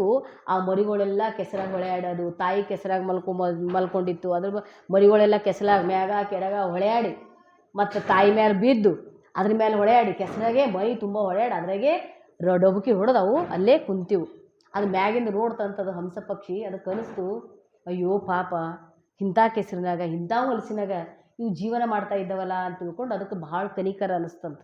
ಕನಿಕರ ಅನಿಸಿ ಕೆಳಗೆ ಬಂತಂತ. ಕೆಳಗೆ ಬಂದು ಅದಕ್ಕೆ ಕೇಳ್ತಂತ, ಏನು ನೋಡು, ಇಷ್ಟು ಇದ್ರಾಗ ನೀವು ಬದುಕ್ಲತ್ತಾ ಇದ್ದೀರಿ, ಅದಕ್ಕೆ ನಿಮ್ಗೆ ನಮ್ಮ ಮಾನಸ ಸರೋವರ ಕರ್ಕೊಂಡು ಹೋಗ್ತೀನಿ, ಅಲ್ಲಿ ಬರ್ತೀರೇನೋ ಅಂತ ಕೇಳ್ತಂತ. ಯಾರಿಗೆ? ಅದು ಒಡೆಯ ಇತ್ತಲ್ಲ ಹಂದಿ, ಅದು ಮರಿಗಳು ಹೊಳೆಯಾಡಿ ಆಡೋದು ಮಾಡೋದು ನೋಡಿ ಇಟ್ಟು ಖುಷಿ ಪಡ್ಲತ್ತಿತ್ತಂತ. ಏನು ನನ್ನ ಸಂಸಾರ, ಏನು ನನ್ನ ಮಕ್ಕಳು, ಏಟು ಆನಂದ, ಎಂಥ ಜೀವನದ ಆನಂದ ಅಂತ ತಿಳ್ಕೊಂಡು ಅದು ನೋಡಿ ಖುಷಿ ಪಡ್ಲತ್ತಿತ್ತು. ಅದು ಇದಕ್ಕೊಂಥರ ಅನ್ನಿಸ್ತದು. ಅವಾಗ ಅದು ಕೇಳ್ತಂತ, ಹೋಗಿ ಅದು ನೀನು ಬರ್ತೀರೇನು ಮಾನಸ ಸರೋವರಕ್ಕೆ ಅಂತ ಕೇಳ್ತಂತ. ಅವಾಗ ಅದು ಕೇಳ್ತಂತ, ಮಾನಸ ಸರೋವರ ಅಂದ್ರೆ ಏನು ಅಂತ ಕೇಳ್ತಂತ. ಅವಾಗ ಮಾನಸ ಸರೋವರ ಅಂದರೆ ಅಲ್ಲಿ ಭಾಳ ಸ್ವಚ್ಛ ನೀರು, ಸ್ವಚ್ಛ ಗಾಳಿ, ಸ್ವಚ್ಛ ವಾತಾವರಣ ಇರ್ತದೆ, ಅಂಥ ಕಡೆ ನಿಮಗೆ ಕರ್ಕೊಂಡು ಹೋಗ್ತೀನಿ ಅಂತ ಹೇಳ್ತದೆ. ಅದಕ್ಕೆ ಯಾಕಂದ್ರೆ ಸ್ವಚ್ಛ ಎಂಬುದೇ ಗೊತ್ತಿಲ್ಲಲ್ಲ. ಅದು ಇಡೀ ಜೀವನ ಹುಟ್ಟಿದ್ದಲ್ಲೇ ಬೆಳೆದಿದ್ದಲ್ಲೇ ಒಂದು ದಿವಸ ಹೋಗೋದು ಅಲ್ಲಿ. ಅದಕ್ಕೆ ಅದೇ ಗೊತ್ತಿತ್ತು ಅದಕ್ಕೆ. ಅವಾಗ ಅದಕ್ಕೆ ತಲೆಗೂ ಹೋಗಿಲ್ಲ ಅದು ಸ್ವಚ್ಛ ಅಂದ್ರೆ ಏನು, ಗಾಳಿ ಅಂದ್ರೆ ಏನು, ವಾತಾವರಣ ಅಂದರೆ ಏನೂ ಗೊತ್ತಾಗಲಿಲ್ಲ. ಮತ್ತೆ ಕೇಳ್ತಂಥದ್ದು, ಅಲ್ಲ ಮತ್ತಲ್ಲಿ ಏನಿರ್ತದೆ ಹೇಳ್ರಿ ಅಂತ ವಿವರಿಸೋದು. ಮತ್ತದು ಹೇಳ್ತಂತಲ್ಲಿ ಏನಿರಲ್ಲ, ಭಾಳ ಸ್ವಚ್ಛ ಗಾಳಿ, ಸ್ವಚ್ಛ ನೀರು, ಸ್ವಚ್ಛ ವಾತಾವರಣ ಇರ್ತದೆ, ಅಂಥ ಕಡೆ ನಿಮಗೆ ಕರ್ಕೊಂಡು ಹೋಗ್ತೀನಿ ಅಂತ ಹೇಳ್ತು. ಅದ್ರ ತಲೆಗೆ ಹೋಗೇ ಇಲ್ಲ ಅದು. ಸ್ವಚ್ಛ ನೀರು ಎಂಬುದು ಗೊತ್ತಿಲ್ಲ, ಸ್ವಚ್ಛ ಗಾಳಿ ಎಂಬುದು ಗೊತ್ತಿಲ್ಲ, ಸ್ವಚ್ಛ ವಾತಾವರಣ ಗೊತ್ತಿಲ್ಲ, ಅದಕ್ಕೇನೂ ಗೊತ್ತಿರಲಾರ್ದಂಗೆ ಅದು ಕೊನೆಗೆ ಕೇಳ್ತಂತ. ತಲೆ ಕೆಡಿಸ್ಕೊಂಡು ಅಲ್ಲಿ ಇದು ಅದೇನು ಅಂತ ಕೇಳ್ತಂತ. ಏನು ಇದು? ಕೆಸರು. ಅವಾಗ ಅದು ಅಂತ, ಇದು ಹೆಂಗೆ ಅಲ್ಲಿ ಇರ್ಲಿಕ್ಕೆ ಸಾಧ್ಯ ಅದ ಅಂತ ಹೇಳ್ತಂತ. ಇದು ಹೆಂಗೆ ಅಲ್ಲಿ ಇರ್ಲಿಕ್ಕೆ ಸಾಧ್ಯ ಅದ ಅಂತಂದ್ರೆ ಅದು ಹೇಳ್ತಂತ, ಹಂಗಾದ್ರೆ ನಮಗೂ ಅಲ್ಲಿಗೆ ಬರ್ಲಿಕ್ಕೆ ಸಾಧ್ಯ ಇಲ್ಲ ಅಂತ ಹೇಳ್ತಂತ. ನಾವು ಪರಮಹಂಸೆಯಾಗಿರ್ತಕ್ಕಂತಹ ಗುರುಗಳು, ಶರಣರು, ಅವ್ರು ಏನು ಮಾಡ್ಯಾರ? ನಾವು ಈ ಸಂಸಾರದಲ್ಲಿ ಬಿದ್ದು, ಮಾಯಾಮೋಹದಲ್ಲಿ ಬಿದ್ದು, ಎಲ್ಲವನ್ನು ಮರೆತು ಇದರಲ್ಲೇ ನಾವು ಹೊಳೆಯಾಡ್ತಾ ಇದ್ದೀವಿ. ಅದಕ್ಕೆ ಸ್ವಚ್ಛವಾಗಿರ್ತಕ್ಕಂಥ ಪರಮಾನಂದ ಆಗಿರ್ತಕ್ಕಂಥ ಜೀವನ ಇವ್ರಿಗೆ ತೋರಿಸ್ಬೇಕು ಅಂತ ಅವ್ರ ಧರೆಗಿಳಿದು ಬಂದು ನಮಗೆ ಕೇಳಿದ್ರು, ಬರ್ರಿ ಪರಮಾನಂದ ಪಡೀರಿ, ಆನಂದ ಅನುಭವಿಸ್ರಿ, ಶಿವಯೋಗ ಮಾಡಿರಿ, ಶರಣರ ಸಂಘ ಮಾಡಿರಿ ಅಂತ ನಮಗೆ ಕೇಳಿದ್ರೆ ನಮಗೆ ಎಲ್ಲಿ ಗೊತ್ತಾಗಬೇಕದು ಆನಂದ ಅಂದರೆ ಏನು, ಪರಮಾನಂದ ಅಂದರೆ ಏನು, ಆ ಸುಖ ಅಂದರೆ ಏನು, ಅದು ನಮಗೆ ಗೊತ್ತೇ ಇಲ್ಲ. ಅದಕ್ಕೆ ನಾವೇನು ಅಂದ್ಕೊಂಡಿವಂದ್ರೆ ನಮಗಿದೆ ಎಲ್ಲಕ್ಕಿಂತ ದೊಡ್ಡ ಸುಖದ, ಇದು ಬಿಟ್ಟು ನಮಗೆ ಬರಲಿಕ್ಕೆ ಸಾಧ್ಯ ಇಲ್ಲ ಅಂತ ತಿಳ್ಕೊಂಡು ಮತ್ತೆ ನಾವು ಅದರಲ್ಲೇ ಮುಳುಗ್ಯಾಡ ಮತ್ತೊಂದು ದಿವಸ ಇಲ್ಲಿಂದ ಜೀವನವನ್ನು ಕಳೀತಾ ಇದ್ದೀವಿ. ಅದಕ್ಕೆ ಶರಣರು ಹೇಳ್ತಾ ಇದ್ದಾರೆ, ಬಾಲ್ಹುಳ ಬಲ್ಲುದೇ ಅದು ನಿಚ್ಚಳ ನೀರ ಸುಖವ ಅಂತ ಹೇಳ್ತಾರೆ. ಪವಿತ್ರವಾಗಿರ್ತಕ್ಕಂತಹ ಜೀವನ ಅದಕ್ಕೆ ಹೆಂಗೆ ಗೊತ್ತಿಲ್ಲವೋ ಅದೇ ರೀತಿಯಾಗಿ ನಮಗೂ ಸಹ ಆ ಪವಿತ್ರವಾಗಿರ್ತಕ್ಕಂಥ ಬದುಕು ನಮಗೆ ಗೊತ್ತಿಲ್ಲ ಅಂತ ಹೇಳ್ತಾ ಇದ್ದಾರೆ. ಅದಕ್ಕೆ ಮುಂದೆ ಹೇಳ್ತಾ ಇದ್ದಾರೆ, ಹುಚ್ಚುಕೊಂಡ ಗಿಳಿ ನಿಚ್ಚಲೋದುವ ಗಿಳಿ ಬಲ್ಲುದೇ ತನಗೆ ಬಹ ಬೆಕ್ಕಿನ ಬಾಧೆಯ. ಬೆಕ್ಕು ಅದು ಗಿಳಿ, ಅದು ಎಲ್ಲರ ಭವಿಷ್ಯ ಹೇಳ್ತದಂತ್ರಿ. ಆದ್ರೆ ತನ್ನ ಹಿಂದೆ ಬಂದು ಬೆಕ್ಕು ಯಾವಾಗ ತಿಂತದೋ ಅದು ಗೊತ್ತಿಲ್ಲ, ಯಾವಾಗ ಬಂದು ಹೊಂಚಾಕಿ ಅದು ತಿಂದು ಬಿಡ್ತದೋ ಗೊತ್ತಿಲ್ಲ. ಆದರೆ ಇನ್ನೊಬ್ಬರು ಭವಿಷ್ಯ ಹೇಳಕ್ಕೆ ಹೊಂಟೋದಂತ. ಅದೇ ರೀತಿಯಾಗಿ ನಾವು ಸಹ ನನ್ನ ಒಳಗೆ ಏನದಂತ ನಮಗೆ ಗೊತ್ತಿಲ್ಲ, ಅದು ಗೊತ್ತಿಲ್ಲಾರ್ದಂಗೆ ಎಲ್ಲರ ಬಗ್ಗೆ ಬಟ್ ಮಾಡಿ ತೋರಿಸ್ತೀವಿ. ಇವ್ರು ಹಂಗೆ, ಅವ್ರು ಹಿಂಗೆ, ಇದು ಹಿಂಗೆ, ಅವ್ರು ಹಂಗೆ, ಇವ್ರು ಹಂಗೆ, ಎಲ್ಲರ ಬಗ್ಗೆ ಗೊತ್ತು, ಆದರೆ ನಮ್ಮ ಬಗ್ಗೆನೇ ನಮಗೆ ಗೊತ್ತಿಲ್ಲ. ಅದಕ್ಕೆ ಅಲ್ಲಮಪ್ರಭುದ ಇಷ್ಟು ಸುಂದರವಾಗಿ ಹೇಳ್ತಾರೆ, ತನ್ನ ಏನ ನೋಡಿದಡೇನಯ್ಯ ತನ್ನ ನೋಡದಾತ ಕುರುಡ, ಏನ ಕೇಳಿದಡೇನಯ್ಯ ತನ್ನ ಕೇಳದಾತ ಕಿವುಡ, ಏನ ಮಾತಾಡಿದಡೇನಯ್ಯ ತನ್ನ ಮಾತಾಡದಾತ ಮೂಗ ಅಂತ ಹೇಳಿದ್ರು. ಏನು ನೋಡಿದ್ರೆ ಏನಾಯಿತು, ತನಗೆ ತಾನು ನೋಡ್ತಕ್ಕಂಥದ್ದು ಜೀವನದ. ಆದರೆ ನಾವು ಏನು ಮಾಡ್ತೀವಂತ ಜೀವನದಲ್ಲಿ ನಮಗೆ ನಾವು ನೋಡ್ಕೊಳ್ಳಲೇ. ನಾವು ಯಾವಾಗಲೂ ನೋಡೋದು ಯಾರಿಗೆ ಅಂದ್ರೆ ಹೊರಗಿನವರಿಗೆ ನೋಡ್ತೀವಂತ. ಅದಕ್ಕೆ ನಮ್ಮ ಬ್ಯಾಟ್ರಿ ಫೋಕಸ್ ಯಾವ ಕಡೆ ಇರ್ತದಂತ ಇನ್ನೊಬ್ಬರ ಮೇಲೆ. ಅವ್ರು ಹೆಂಗಾರ, ಇವ್ರು ಹೆಂಗಾರ, ಇವ್ರು ಎಷ್ಟು ಕೆಟ್ಟವ್ರ, ಅವ್ರು ಎಷ್ಟು ಕೆಟ್ಟವ್ರ, ಅವ್ರು ಹಂಗೆ ನಡಿಲತ್ತಾರ, ಇವ್ರು ಹಿಂಗೆ ನಡಿಲತ್ತಾರ, ಅವ್ರು ಬರೀ ಪ್ರವಚನ ಹೇಳ್ತಾರೆ, ಬರೀ ನಡೆಯೋದು ಹಿಂಗದ, ಬರೀ ಭಜನೆಗೆ ಹೋಗ್ತಾರೆ, ನಡೆಯೋದು ಹಿಂಗಾರ, ವಾರಕ್ಕೆ ಒಂದ್ಸಲ ಪ್ರಾರ್ಥನೆಗೆ ಹೋಗ್ತಾರೆ, ಅವ್ರ ಆಚರಣೆ ಹಿಂಗದ, ಬರೀ ಇನ್ನೊಬ್ಬರ ಬಗ್ಗೆನೇ ನಾವು ಮಾತಾಡ್ತಾ ಇದ್ದೀವಿ. ನನ್ನ ಒಳಗೆ ಏನದ, ನನ್ನ ಅಂತರಂಗದಲ್ಲಿ ಏನದ, ಅದ್ರ ಬಗ್ಗೆ ಎಂದರ ನಾವು ಇಣಕ್ಕೆ ಹಾಕಿದ್ದೇವೇನು, ಅದ್ರ ಬಗ್ಗೆ ಎಂದರ ನಾವು ವಿಚಾರ ಮಾಡಿದ್ದೇವೇನು, ವಿಚಾರ ಮಾಡಲ್ಲ. ಅದಕ್ಕೆ ಯಾವತ್ತೂ ಜೀವನದಲ್ಲಿ ನಾವು ಇನ್ನೊಬ್ಬರ ಬಗ್ಗೆನೇ ಮಾತಾಡ್ತೀವಿ. ಯಾರಿಗಾರ ಒಂದು ಸ್ವಲ್ಪ ಒಳ್ಳೇದಾಯಿತು, ಅವ್ರಿಗೆ ತಾರೀಫ್ ಮಾಡಿದ್ರು, ಅವ್ರ ಬಗ್ಗೆ ಏನಾರ ಇಲ್ಲಿ ಸನ್ಮಾನ ಇಟ್ಕೊಂಡೇವಂದ್ರೆ ಹಿಂದೆ ಏನು ಶುರು ಆಯ್ತವ ಗೊತ್ತದ ಅವ್ರ ಬಗ್ಗೆ ಎಲ್ಲ. ನಮಗೆ ಅವ್ರು ಏಟು ದೊಡ್ಡವ್ರು ಆಗ್ಯಾರ, ಏಟು ಶಾಣೆ ಆಗ್ಯಾರ, ಏನು 4 ದಿನ ಆಯ್ತು ಬಂದು ಈಟು ಹಂಗಾಗ್ಲತ್ತಾರ, ಹಿಂಗಾಗ್ಲತ್ತಾರ, ಹಿಂದೆ 4 ಮಾತುಗಳು ಶುರುನೇ ಆಗಿಬಿಡ್ತಾವೆ. ಯಾಕಂದ್ರೆ ನಮ್ಮ ಫೋಕಸ್ ಯಾಕಡೆ ಇರ್ತದೆ, ಇನ್ನೊಬ್ಬರ ಮುಖದ ಕಡೆನೇ.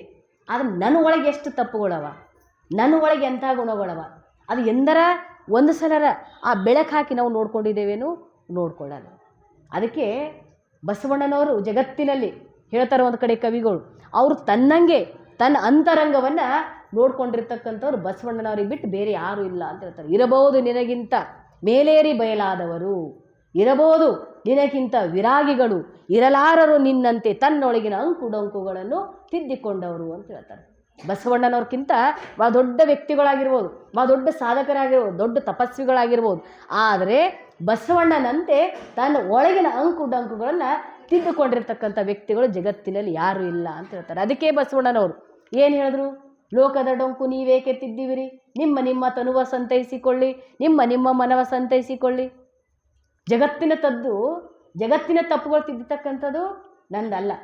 ಯಾರ ತಪ್ಪುಗಳು ತಿದ್ದುಕೊಳ್ಬೇಕು, ನನ್ನ ತಪ್ಪುಗಳನ್ನೇ ನಾನು ತಿಪ್ಪಿಕೊಳ್ಬೇಕು. ಅದಕ್ಕೆ ಬಸವಣ್ಣವರು ಎಷ್ಟು ಚಂದ ಹೇಳ್ತಾರೆ, ಮಾವಿನ ಕಾಯಿಯೊಳಗೊಂದು ಎಕ್ಕೆಯ ಕಾಯಿ ನಾನಯ್ಯ ಅಂತ ಹೇಳಿದ್ರು. ಜಗತ್ತಿನ ಜನ ಎಲ್ಲ ಮಾವಿನಕಾಯಿ ಇದ್ದಂಗೆ ಭಾಳ ಒಳ್ಳೆಯವರ, ನಾನು ಮಾತ್ರ ಎಕ್ಕೆಕಾಯಿ ಇದ್ದಂಗಿದ್ದೀನಿ, ಕೆಟ್ಟವನು ನಾನು ಮಾತ್ರ. ಜಗತ್ತಿನ ಜನ ಎಲ್ಲ ಒಳ್ಳೆಯವರು, ನಾನು ಮಾತ್ರ ಕೆಟ್ಟವನು ಅಂತ ಹೇಳ್ತಾ ಇದ್ದಾರೆ. ಹಂಗೆ ನಮಗೆ ಹೇಳೋಕ್ಕಾಗ್ತದೆ ಹೇಳಿ?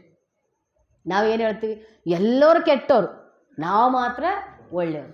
ನಮಗೆ ಒಳ್ಳೆಯದಿಗೆ ಸಮರ್ಥನೆ ಕೊಟ್ಕೊತಾ ಹೋಗ್ತೀವಿ. ನಾವು ಇನ್ನೊಬ್ರು ಕೆಟ್ಟದನ್ನು ನಾವು ಎತ್ತಿ ಹೋರಿಸಿ ನಮ್ಮಲ್ಲಿರ್ತಕ್ಕಂಥದ್ದನ್ನು ಸಮರ್ಥನೆ ಮಾಡ್ಕೊಳ್ತೀವಿ. ಅದಕ್ಕೆ ನಾವು ಹೆಂಗಿದ್ದೀವಿ ಅಂದ್ರೆ, ಇನ್ನೊಬ್ಬರ ಬಗ್ಗೆ ಜಡ್ಜ್ ಆಗ್ತೀವಂತ, ನಮ್ಮ ಬಗ್ಗೆ ವಕೀಲ ಆಗ್ತೀವಂತ. ಅರ್ಥ ಆಯ್ತಲ್ಲ ನಿಮಗೆ? ಇನ್ನೊಬ್ಬರ ಬಗ್ಗೆ ಜಡ್ಜ್ಮೆಂಟ್ ಕೊಡೋದು, ಇವ್ರು ಹಿಂಗೆ ಹರ, ಇವ್ರು ಇದೇ ರೀತಿ ಹರ ಅಂತ ತಿಳ್ಕೊಂಡು ಜಡ್ಜ್ಮೆಂಟ್ ಕೊಟ್ಟೇ ಬಿಡ್ತೀವಿ ಅವ್ರ ಬಗ್ಗೆ. ಮತ್ತು ನಮ್ಮದು ಏನಾರ ತಪ್ಪುಗಳಿದ್ದು ಅಂತಂದರೆ, ಹಂಗಿಲ್ಲ, ನಾ ಹಂಗೆ ಮಾಡಿಲ್ರಿ, ಅವ್ರು ಹಂಗೆ ಅಂದಿನ ಕಡೆ ನಾ ಹಿಂಗೆ ಮಾಡೋದು, ನಮ್ಮ ತಪ್ಪುಗಳು ಏನು ಮಾಡ್ತೀವಿ, ಸಮರ್ಥನೆ ಕೊಟ್ಕೊಡ್ತೀವಂತ. ಆದರೆ ಬಸವಣ್ಣನವರು ತಪ್ಪುಗಳ ಸಮರ್ಥನೆ ಕಟ್ಕೊಂಡಿಲ್ರಿ. ತಪ್ಪುಗಳು ಏನು ಹೇಳಿದ್ರು? ನನ್ನ ಒಳಗೆ ಭಾಳ ತಪ್ಪವ, ಎನ್ನ ತಪ್ಪು ಅನಂತ ಕೋಟಿ, ನಿಮ್ಮ ಸೈರಣೆಗೆ ಲೆಕ್ಕವಿಲ್ಲ ಅಂದರು. ನನ್ನ ತಪ್ಪು ಭಾಳ ಅದಾವ ದೇವರೇ, ನೀನಂತ ಸಹನ ಮಾಡ್ಕೊಳ್ತಾ ಇದ್ದಿ. ಅದಕ್ಕೆ ನಾವು ಸಹ ಜೀವನದಲ್ಲಿ ನನ್ನ ಒಳಗೆ ಏನದನೋ ಅದನ್ನು ನಾವು ತಿಳ್ಕೊಬೇಕೇ ವಿನಃ ಇನ್ನೊಬ್ಬರ ಬಗ್ಗೆ ತಿಳ್ಕೊಳ್ತಕ್ಕಂಥದ್ದು ಅವಶ್ಯಕತೆ ಇಲ್ಲ. ಅದಕ್ಕೆ ನನಗೆ ಪರಮಾತ್ಮ ಒಲಿಯನೋ ಅಂತ ಚಿಂತೆ ಹಾಸಲುಂಟು ಹೊದೆಯಲುಂಟು ಅಂತ ಹೇಳಿದ್ರು. ಆದ್ರೆ ನಮ್ಮ ಚಿಂತೆ ಏನಾಗ್ತದೆ ಅಂದ್ರೆ ಬರೀ ಇನ್ನೊಬ್ಬರ ಚಿಂತೆನೆ. ಯಾಕಂದ್ರೆ ನೋಡ್ತೀವಿ ನಾವು ಎಲ್ಲರೂ ಒಂದು 4 ಜನ ಕುಂತ್ರಂದ್ರೆ ಯಾರು ಚಿಂತೆ ಮಾಡ್ತಿರ್ತೀವಿ? ಇನ್ನೊಬ್ರು ಚಿಂತೆನೆ, ಇನ್ನೊಬ್ರು ವಿಚಾರಗಳೇ. ಅದಕ್ಕೆ ಹೆಂಗೆ ಅಂದ್ರೆ ಮನೆ ಅನ್ನ ಉಂಬೋದು ಮಂತಿ ಪಂಚಾಯತಿ ಮಾಡೋದು. ನಾವು ಗಳಿಸಿ ಕಷ್ಟಪಟ್ಟು ದುಡಿದು ಅಡುಗೆ ಮಾಡಿ ಊಟ ಮಾಡಿ ಅನ್ನ ಉಂಡು ಇನ್ನೊಬ್ರು ಪಂಚಾಯತಿ ಮಾಡ್ಕೊಳ್ತಕ್ಕ ಅದ್ರಿಂದ ಏನು ಉಪಯೋಗ ಅದ? ನಮಗೆ ವಿಚಾರ ಮಾಡಬೇಕಲ್ಲ. ನಾವು ಇನ್ನೊಬ್ಬರು ಮಾತಾಡೋದ್ರಿಂದ ನಮಗೇನು ಉಪಯೋಗ ಅದ? ಅದಕ್ಕೆ ನಮಗೆ ಏನಾರ ಹೇಳಕ್ಕೆ ಬಂದ್ರೆ ಕೇಳ್ಬೇಕಂತ್ರಿ ನಾವು. ಫಸ್ಟ್ ಏನು ಕೇಳಬೇಕು ಅಂದ್ರೆ, ನೀವು ಯಾರ ಬಗ್ಗೆ ಹೇಳ್ತಾರೆ, ಎಲ್ಲೇ ಆಗಲಿ, ಒಂದು ದುಕಾನ್ದಾಗ ಕುಂತ್ರೂ ಹೇಳ್ತಾರೆ, ಮನ್ಯಾಗ ಕುಂತ್ರೂ ಬಂದು ಹೇಳ್ತಾರೆ. ಏನು ಬಂದು ಹಳ್ಳಕ್ಕೆ ಸುದ್ದಿ ತೆಗಿತಾರೆ. ಗೊತ್ತದನ ಬಾಜು ದುಕಾನ್ದವ್ರದ್ದು ಹೆಂಗಾಗ್ಯದ, ಗೊತ್ತಾಗ್ಯದ ಬಾಜು ಮನೆಯವ್ರದ್ದು ಹೆಂಗಾಗ್ಯದ, ಅವು ಹಳ್ಳಕ್ಕೆ ಸುದ್ದಿ ಹೇಳಕ್ಕೆ ಬಂದ್ರೆ ನಾವು ಹೇಳ್ಬೇಕಂತವ್ರಿ. ಏನು ಅಂದ್ರೆ, ನೀವು ಯಾರು ಸುದ್ದಿ ಹೇಳಕ್ಕೆ ಬಂದಿರಿ ಅದು ಹೇಳಿದ್ರೆ ಅವ್ರಿಗೆ ಏನಾರ ಒಳ್ಳೇದಿದೇನೋ ಅಂತ ಕೇಳ್ಬೇಕಂತ. ಮತ್ತು ನನಗೆ ಹೇಳಕ್ಕೆ ಬಂದಿದೆಲ್ಲ, ಮತ್ತು ಅದರಲ್ಲಿ ನನಗೇನಾರ ಉಪಯೋಗ ಆಗ್ಯದೇನೋ ಅಂತ ಕೇಳಿ. ಮತ್ತು ನೀ ಯಾರ ಬಗ್ಗೆ ಹೇಳಕ್ಕೆ ಬಂದಿದ್ದಿ, ಮತ್ತು ನಿನಗೇನಾರ ಅದರಿಂದ ಉಪಯೋಗ ಅದೇನೋ ಅಂತ ಕೇಳ್ಬೇಕಂತದ್ದು. ಅವ್ರು ಹೇಳಕ್ಕೆ ಬಂದಿರತಕ್ಕಂಥ ವಿಷಯ ಅವ್ರಿಗೂ ಉಪಯೋಗ ಇಲ್ಲ, ಕೇಳಿದವ್ರಿಗೂ ಉಪಯೋಗ ಇಲ್ಲ. ಮತ್ತು ಯಾರ ಬಗ್ಗೆ ಮಾತಾಡ್ತಾ ಇದ್ದೀವಿ ಅವ್ರಿಗಂತೂ ಅದು ಸಂಬಂಧ ಇರಲ್ಲ, ಅವ್ರಿಗೆ ಗೊತ್ತೇ ಇರಲ್ಲ. ಮತ್ತು ಇಷ್ಟೆಲ್ಲ ನಮಗೆ ಉಪಯೋಗ ಇರಲಾರ್ದ ವಿಷಯಗಳು ಮಾತಾಡಿ ನಮ್ಮ ಸಮಯವನ್ನು ನಮ್ಮ ಕಾಲವನ್ನು ನಾವು ಯಾಕೆ ಹಾಳು ಮಾಡ್ಕೊಳ್ಬೇಕು ಅಂತ ಹೇಳ್ತಾರೆ ಶರಣರು. ಅದಕ್ಕೆ ಇನ್ನೊಬ್ಬರ ಬಗ್ಗೆ ಮಾತಾಡುವುದಲ್ಲ, ಇಬ್ಬರ ಬಗ್ಗೆ ಚಿಂತೆ ಮಾಡೋದಿಲ್ಲ. ಆ ಪರಮಾತ್ಮ ನಮಗೆ ಅಮೂಲ್ಯವಾಗಿರ್ತಕ್ಕಂಥ ಬದುಕು ಕೊಟ್ಟನ, ಅವನು ಚಿಂತೆ ಮಾಡೋದ, ಅವನು ಧ್ಯಾನ ಮಾಡಲಿಕ್ಕೆ ನಮಗೆ ಸಮಯ ಇಲ್ಲ. ಮತ್ತು ಇನ್ನೊಬ್ರು ಚಿಂತೆ ಮಾಡ್ತಕ್ಕಂಥದ್ದು ಯಾಕೆ ಬೇಕು ಅಂತ ಹೇಳ್ತಾರೆ. ಅದಕ್ಕೆ ತನ್ನತ ನೋಡದಾತ ಕುರುಡ. ನಾವು ಎಲ್ಲವನ್ನ ನೋಡಿ ನಾವು ನೋಡಲಿಲ್ಲ, ನನ್ನ ಒಳಗೆ ಏನೇ ತಪ್ಪುಗಳವ ಅಂತ ನಾನು ನೋಡಲಿಲ್ಲ ಅಂತಂದ್ರೆ ನಾವು ನಿಜವಾದ ಕುರುಡು. ಏನ ಕೇಳಿದಡೇನಯ್ಯ ತನ್ನತ ಕೇಳದಾತ ಕಿವುಡ. ಎಲ್ಲರ ಮಾತುಗಳು ಕೇಳ್ತೀವಿ, ಎಲ್ಲರ ಬಗ್ಗೆ ಕೇಳ್ತೀವಿ. ಆದ್ರೆ ನನ್ನ ಒಳಗೆ ನನ್ನ ಆತ್ಮಸಾಕ್ಷಿ, ನನ್ನ ಧ್ವನಿ ನನಗೇನು ಮಾರ್ಗದರ್ಶನ ಮಾಡ್ತದೆ ಅಂತಕ್ಕಂಥದ್ದು ಕೇಳತಕ್ಕಂಥ ವ್ಯವಧಾನ ಇವತ್ತು ನಮಗೆ ಯಾರಿಗೂ ಇಲ್ಲ. ಯಾಕಂದರೆ ಇಡೀ ಧಾವಂತ ಜೀವನ ತುಂಬ ಧಾವಂತ. ನಾವು ಇನ್ನೊಬ್ಬರು ಪಂಚಾಯತಿ ಮಾಡಿದ್ರಾಗೆ ಇಡೀ ಜೀವನ ಕಳಿತೀವಿ ವಿನಃ ನನ್ನ ಒಳಗೆ ಏನದ ಅಂತಕ್ಕಂಥ ನನ್ನ ಆತ್ಮಸಾಕ್ಷಿ, ನನ್ನ ಧ್ವನಿ ನನಗೇನು ಹೇಳಬೇಕಲ್ಲತ್ತದ ಅಂತಕ್ಕಂಥದ್ದು ಕಡೆ ನಮಗೆ ಗಮನನೇ ಇಲ್ಲ. ಅದಕ್ಕೆ ಹೇಳ್ತಾರೆ, ತನ್ನತ ಕೇಳದಾತ ಕಿವಡ, ತನ್ನತ ಮಾತಾಡದಾತ ಮೂಕ ಅಂತ ಹೇಳ್ತಾರೆ. ಇದು ಭಾಳ ಮುಖ್ಯದಲ್ಲಿ. ಯಾವತ್ತೂ ನಾವು ಯಾರ ಜೊತೆ ಮಾತಾಡಬೇಕು ಅಂದ್ರೆ ನನ್ನ ಒಳಗಿರ್ತಕ್ಕಂಥ ಅರಿವಿನ ಸ್ವರೂಪವೇ ಆಗಿರ್ತಕ್ಕಂಥ ಆ ಪರಮಾತ್ಮ ಅದನ್ನು ಅವ್ರ ಜೊತೆನೇ ನಾನು ಮಾತಾಡಬೇಕು. ಇನ್ನೊಬ್ಬರ ಜೊತೆ ಮಾತಾಡ್ತಕ್ಕಂಥದ್ದು ಅವಶ್ಯಕತೆ ಇಲ್ಲ. ಯಾಕಂದರೆ ನಾವು ಇನ್ನೊಬ್ಬರ ಜೊತೆ ಮಾತಾಡ್ತಾ ಕುಂತೀವಂದ್ರೆ ಅಲ್ಲಿ ಏನು ಉಪಯೋಗ ಅದ ಹೇಳ್ರಿ? ಅದು ಯಾರ ನಿಂದರೇ ಇರ್ತದೆ, ಅಥವಾ ಯಾರ್ದಾರ ಒಂದು ಯಾರ ಮಗ ರ್ಯಾಂಕ್ ಬಂದಾನಂತಂದ್ರೆ ಅದು ಸುದ್ದಿ ಭಾಳ ಜಲ್ದಿ ಹೋಗಲ್ರಿ, ಭಾಳ ಸುದ್ದಿ ಸ್ಪ್ರೆಡ್ ಆಗಲ್ಲ. ಮತ್ತು ಮಗಳು ಎಲ್ಲಾರ ಓಡೋಗಳಂದ್ರೆ ಅದು ಊರು ತುಂಬ ಸುದ್ದಿ ಹೊಡ್ತದೆ. ಅದು ಯಾರಿಗೆ ಹೇಳೋದು ಬೇಕಿಲ್ಲ, ಕೇಳೋದು ಬೇಕಿಲ್ಲ, ಒಬ್ರಿಗೆ ಹೇಳಿದ್ರೆ ಪೂರ್ತಿ ಊರು ತುಂಬ ಸುದ್ದಿ ಮುಡ್ತದೆ. ಆದ್ರೆ ಒಂದು ಒಳ್ಳೇದು ಏನದರ ಅಂತಂದ್ರೆ ನಾವು ಅದು ಸುದ್ದಿ ಅಲ್ಲೇ ಮುಚ್ಚಿಬಿಡ್ತೀವಿ, ಅಲ್ಲೇ ಮುಟ್ಸಲ್ಲ ನಾವು. ಯಾಕಂದರೆ ಇನ್ನೊಬ್ಬರು ಒಳ್ಳೇದು ನೋಡಿ ನಮಗೆ ಹಿಡಿಸಲ್ಲ, ಇನ್ನೊಬ್ರು ಒಳ್ಳೇದು ನೋಡಿ ನಮಗೆ ಸಂತೋಷ ಆಗಲ್ಲ. ನಿಜವಾಗ್ಲೂ ನಮ್ಮ ಜೀವನ ಏನು ಅಂದರೆ ಇನ್ನೊಬ್ಬರು ಒಳ್ಳೇದು ನೋಡಿ ನಾವು ಖುಷಿ ಪಡ್ತೀವಲ್ಲ, ಅದು ನಿಜವಾದ ಜೀವನ ರೀ, ಅದು ನಿಜವಾದ ಆನಂದ. ಯಾಕಂದ್ರೆ ಇನ್ನೊಬ್ರಿಗೆ ನೋಡಿ ಖುಷಿ ಪಡಬೇಕಾದ್ರೂ ಮನಸ್ಸು ಭಾಳ ದೊಡ್ಡದು ಬೇಕಾಯ್ತದೆ, ಮನಸ್ಸು ಭಾಳ ವಿಶಾಲ ಬೇಕಾಗ್ತದೆ.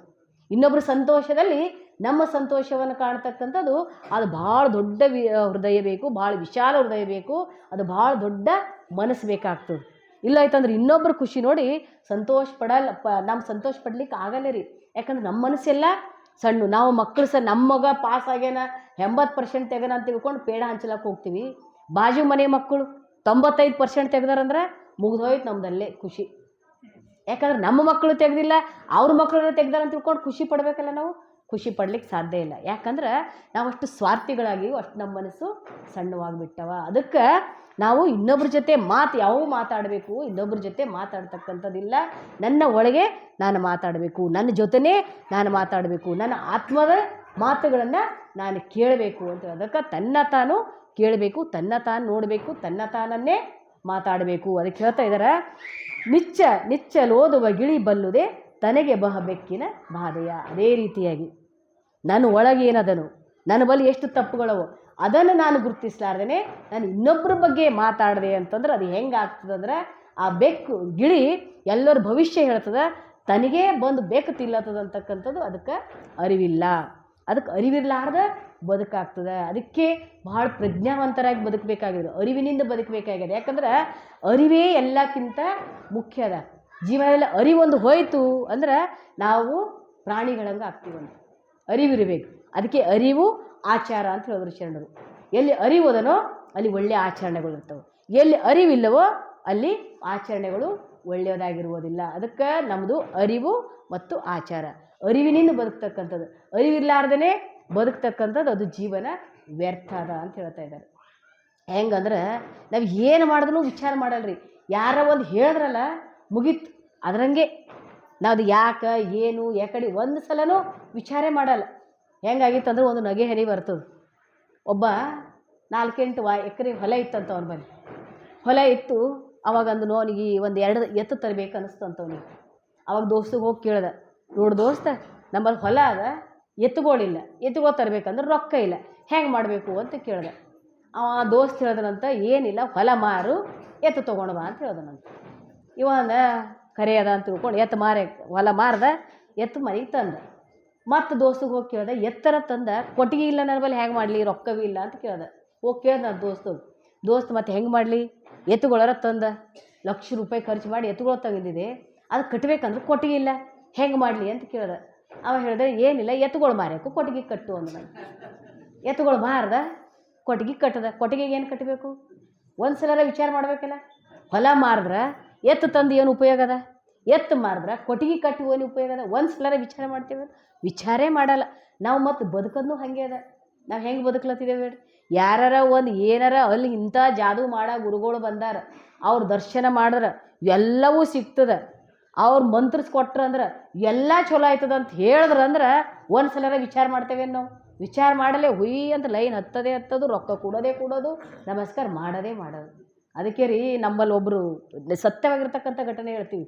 ನಮ್ಮ ಬಳಗದ ಯಾರ ಇಲ್ಲೇ ಆಂಧ್ರದವರೇ ಯಾರ, ಅವ್ರು ಹೈದ್ರಾಬಾದ್ದಾಗ ಮನೆ ಮಾಡ್ಯಾರ. ಅಲ್ಲಿ ಅವರು ಇಲ್ಲಿ ಊರಾಗ ಏನು ಅವ್ರಿಗೆ ಏನು ಹೊಲ ಇಲ್ಲ, ಮನೆ ಇಲ್ಲ, ಏನಿಲ್ಲ.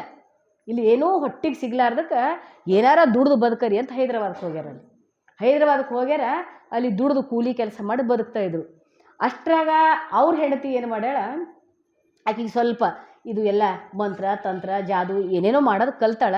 ಒಂದಿಟ್ಟು ದೇವ್ರ ಮೇಲೆಲ್ಲ ಹೇಳೋದು ಮಾಡೋದು ಕಲ್ತಾಳ. ಆಕೆ ಕಲಿತು ಒಂದು ಕಟ್ಟೆ ಮೇಲೆ ಕುಂತು, ನನ್ನ ಮೈದಾಗ ದೇವ್ರು ಬಂದಾನ ಅಂತ ಎಲ್ಲ ಕಡೆ ಪ್ರಚಾರ ಆಯ್ತದೆ. ದೇವ್ರು ಬಂದಾನ ಅಂಬೋದು ಎಲ್ಲರೂ ತೋರ್ಸ್ಲಾಕೆ ಬರೋದೇ ಬರೋದು. ಎಲ್ಲರೂ ನನಗೆ ಹಿಂಗಾಗ್ಯದ, ಅದಕ್ಕೆ ಏನು ಪರಿಹಾರ ಹೇಳ್ರಿ, ಇದಕ್ಕೆ ಹಿಂಗಾಗಿ ಏನಾಗ್ಯದ ಪರಿಹಾರ ಹೇಳ್ರಿ ಅಂತ ತಿಳ್ಕೊಂಡು ಎಲ್ಲರೂ ಕೇಳೋದು. ಆಕಿನ ಬಾಯಿಗೆ ಬಂತು ಏನೋ ಹೇಳಿದ್ರು, ಒಂದು 10 ಹೇಳಿದಾಗ ಒಂದರ ಖರೆ ಆಗ್ತದೆ. ಅದು ಒಂದು ಖರೆ ಆಗಿದ್ದು ಎಲ್ಲ ಕಡೆ ಪ್ರಚಾರ. ಹಿಂಗೆ ಅವ್ರು ಹೇಳಿದ್ರು, ಬಾಯಿಂದ ಬಂತು, ನಮಗೆಲ್ಲ ಹಿಂಗಾಯ್ತು ಅಂದಿಷ್ಟು ಪ್ರಚಾರ ಆಯಿತು. ಅವ್ರ ಮೇಲೆ ಎಷ್ಟು ಜನ ಬರ್ತಾರೆ ದಿನ ಅಂತಂದ್ರೆ ಸಾವಿರ ಜನ ಅವ್ರಿಗೆ ಬಂದು ನಮಸ್ಕಾರ ಮಾಡೋರು. ಇವತ್ತು ಒಂದು 4-8 ವರ್ಷನಾಗೆ 4 ಅಂತಸ್ತು ಮನೆ ಕಟ್ಟ್ಯಾರ ಅವ್ರು. ಸತ್ಯವಾಗಿರ್ತಕ್ಕಂಥ ಘಟನೆ. 4 ಅಂತಸ್ತು ಮನೆ ಕಟ್ಟಿ ಊರಾಗೆಲ್ಲ ಹೊಲ ತೊಗೊಂಡು ಚಂದ ಕಾರ್ನಾಗ ಅವ್ರು ಜೊಮ್ಮತ್ತು ಬರೋದು ನೋಡ್ರಿ, ನಮಗೆ ಆಶ್ಚರ್ಯ ಆಗ್ಯದ. ಇವ್ರು ಎಲ್ಲಿ ಏನು ಲಾಟ್ರಿ ಹತ್ತ ಏನು ಗಳಿದ್ರು, ಇದು ಹೆಂಗೆ ಮಾಡಿದ್ರು ಅಂತ ತಿಳ್ಕೊಂಡು ಅವ್ರು ಹೇಳಿದ್ರು. ಯಾಕೆ ನಾಚಿಕೆನೂ ಹೊಂಟದು ಹೇಳಕ್ಕೆ ಒಂದು ಕಡೆ, ಏನಿಲ್ಲರಿ ದೇವ್ರ ಮೇಲೆ ನೋಡ್ತೇವೆ ಅದಕ್ಕಿಷ್ಟು ಬಂದದ್ರಿ ಅಂತ ಹೇಳಿದ್ರು. ಮತ್ತು ಅವ್ರಿಗೆ ಮಾತಾಜಿ ಬರ್ರಿ ಅಂತ ತಿಳ್ಕೊಂಡು ಮನೆ ಕರ್ಕೊಂಡು ಇದು ಪಾದ ಹಾಕಿಸಿ ಪಾದ ಪೂಜೆ ಮಾಡಿ ಅವ್ರಿಗೆ ಬೇಕಾಗಿಂದೆಲ್ಲ ದಕ್ಷಿಣೆ ಕೊಟ್ಟು ಕಳಿಸ್ತಕ್ಕಂಥವ್ರು. ಇದು ಹೆಂಗೆ ಅಂದ್ರೆ ಹೀಗೆ, ಇದು ಅರಿವಿರ್ಲಾರ್ದಂಗೆ ಹೊಲ ಮಾರೋದು, ಎತ್ತು ತರೋದು, ಎತ್ತು ಮಾರೋದು, ಕೊಟ್ಟಿಗೆ ಕಟ್ಟೋದು. ಅದೇ ಯಾರ ಸತ್ಯಶರಣರು ಬಂದಾರ, ಅನುಭಾವಿಗಳು ಬಂದಾರ, ಬರ್ರಿ ಅವ್ರು ಒಂದು 4 ಮಾತು ಕೇಳ್ರಿ, ಬರ್ರಿ ಅವ್ರು 1-2 ವಿಚಾರ ಕೇಳ್ರಿ ಅಂದ್ರೆ ಯಾರಿಗಾರ ಟೈಮ್ ಅದನ, ಯಾರಿಗಾರ ಸಮಯ ಅದ? ಅದಕ್ಕೆ ಸಮಯನೇ ಇಲ್ಲ. ಮತ್ತು ಎಲ್ಲರ ಒಂದು ಒಳ್ಳೆ ಕಾರ್ಯ ಮಾಡತ್ತಾರ, ಅದಕ್ಕೊಂದು 100 ರೂಪಾಯಿ ದಾಸೋಹ ಕೊಡ್ರಿ ಅಂತಂದ್ರೆ ನಮ್ಮಲ್ಲಿ ಇರಲ್ಲೇ, ದಾಸೋಹ ಕೊಡ್ಲಕ್ಕೆ ಇರಲ್ಲೇ. ಈಗ ಬರ್ರಿ ಆಗ ಬರ್ರಿ ಮತ್ತೆ ಬರ್ರಿ ಒಂದು 100 ಸಲ ಅವ್ರಿಗೆ ಮನೆ ಬಾಗಿಲಿಂದ ಓಡಾಡಿಸ್ತೀವಿ ನಾವು. ಅದಕ್ಕೆ ಈ ರೀತಿ ಅಲ್ಲದು. ಅದಕ್ಕೆ ಇಲ್ಲಿ ಹೇಳ್ತಾ ಇದ್ದಾರೆ, ಮತ್ತು ಮುಂದೆ ಹೇಳ್ತಾ ಇದ್ದಾರೆ, ಹುಚ್ಚುಕೊಂಡ ನಾಯಿ ಬಲ್ಲುದೆ ತನ್ನ ಸಾಕಿದ ಒಡೆಯನ. ಹುಚ್ಚಿಡಿರ್ತಕ್ಕಂಥ ನಾಯಿ ತನ್ನ ಒಡೆಯ ಯಾರು ಅಂತ ಗೊತ್ತಿಲ್ಲ, ಅದನ್ನೇ ಕಚ್ಚಿಬಿಡ್ತದೆ. ಅದು ಅದ್ರ ಬಗ್ಗೆ ಅದು ಗೊತ್ತಿರಲ್ಲ.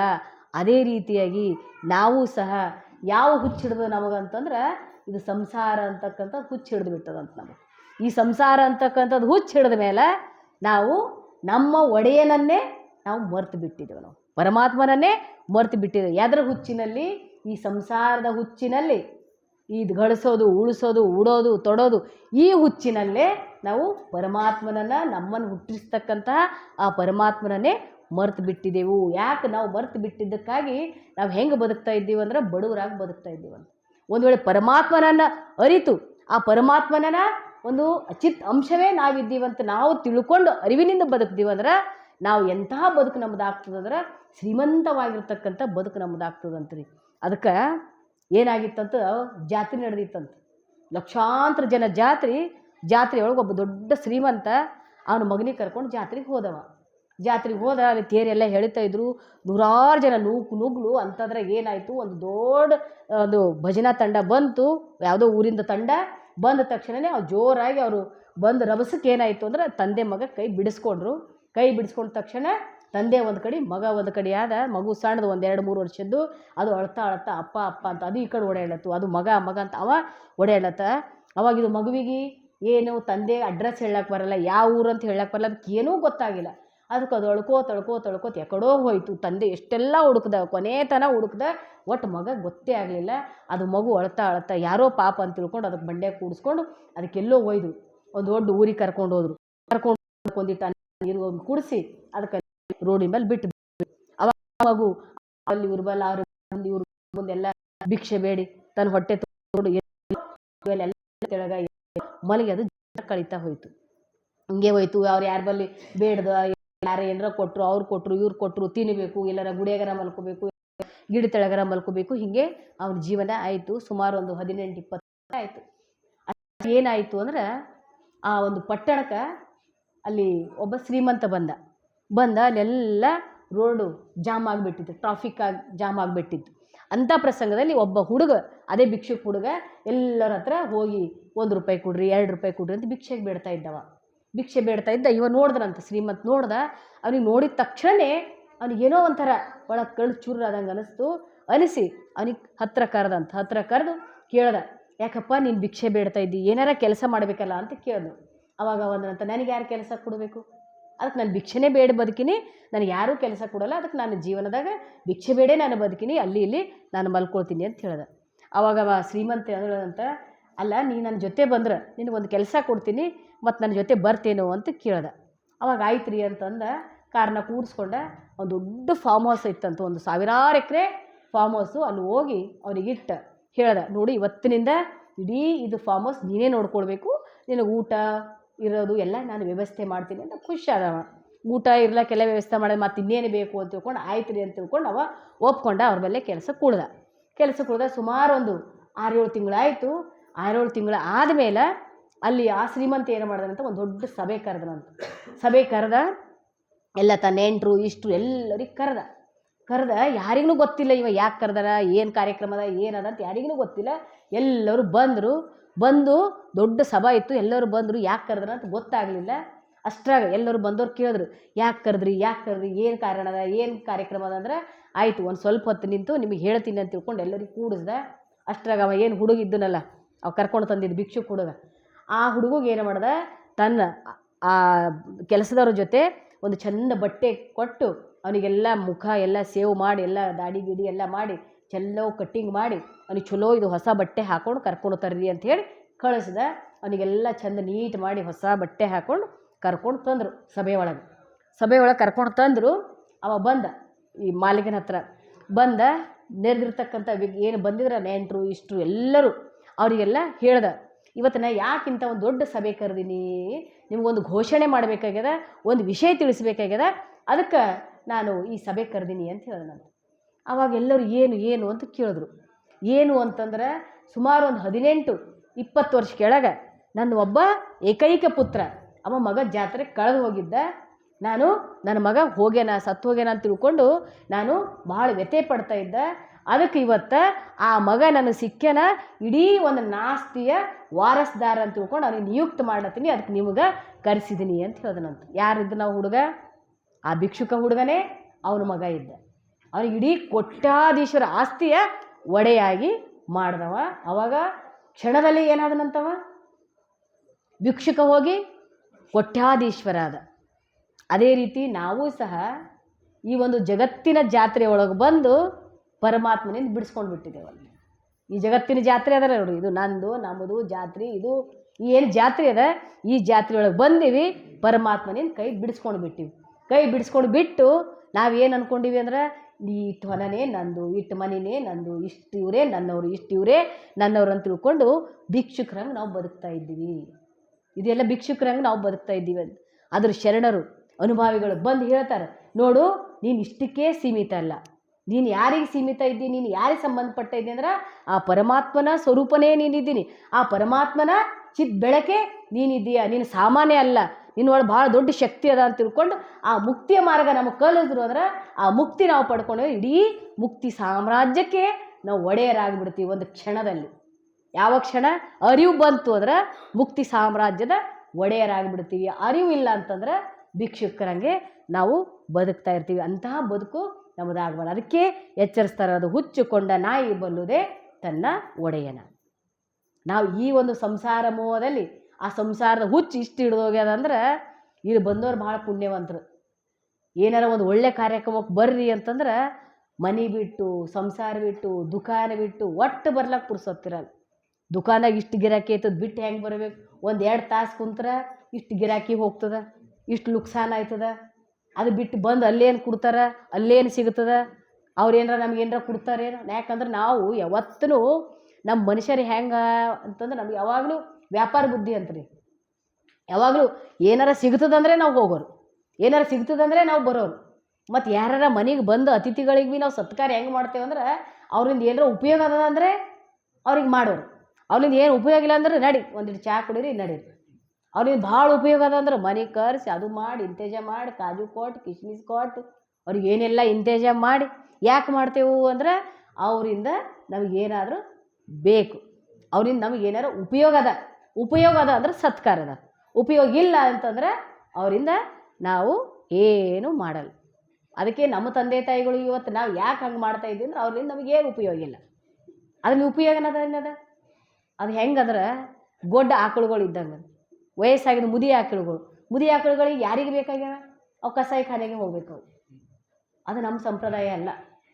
ಈಗ ಉಪಯೋಗ ಇಲ್ಲ, ನಮ್ಮ ತಂದೆ ತಾಯಿಗಳಿಂದ ಇಲ್ಲ ಅಂತಂದ್ರೆ ಅವರಿಗೆ ವೃದ್ಧಾಶ್ರಮಕ್ಕೆ ಕಳಿಸೋದು ನಮ್ಮ ಧರ್ಮ ಅಲ್ಲ. ನಾವು ಯಾಕಂದ್ರೆ ನಮ್ಮ ತಂದೆ ತಾಯಿಗಳಿಗೆ ಸೇವೆ ಮಾಡಬೇಕಾದ್ರೆ ಸಹಿತ ನಾವು ವಿಚಾರ ಮಾಡ್ತೀವಿ, ಅವ್ರಿಂದ ನಮಗೇನಾರ ಫೈದಾ ಅದೇನು, ಅವ್ರ ಬಳಿ ಏನಾರ ಆಸ್ತಿ ಅದೇನು, ಅವ್ರ ಬಳಿ ಏನಾರ ದುಡ್ಡು ಅದೇನು, ಅವ್ರ ಬಳಿ ಇದ್ರೆ ಅದು ನನಗೆ ಸಿಗ್ತದೆ ಅಂತ ತಿಳ್ಕೊಂಡು ಅವ್ರು ಸೇವೆ ಮಾಡೋದು.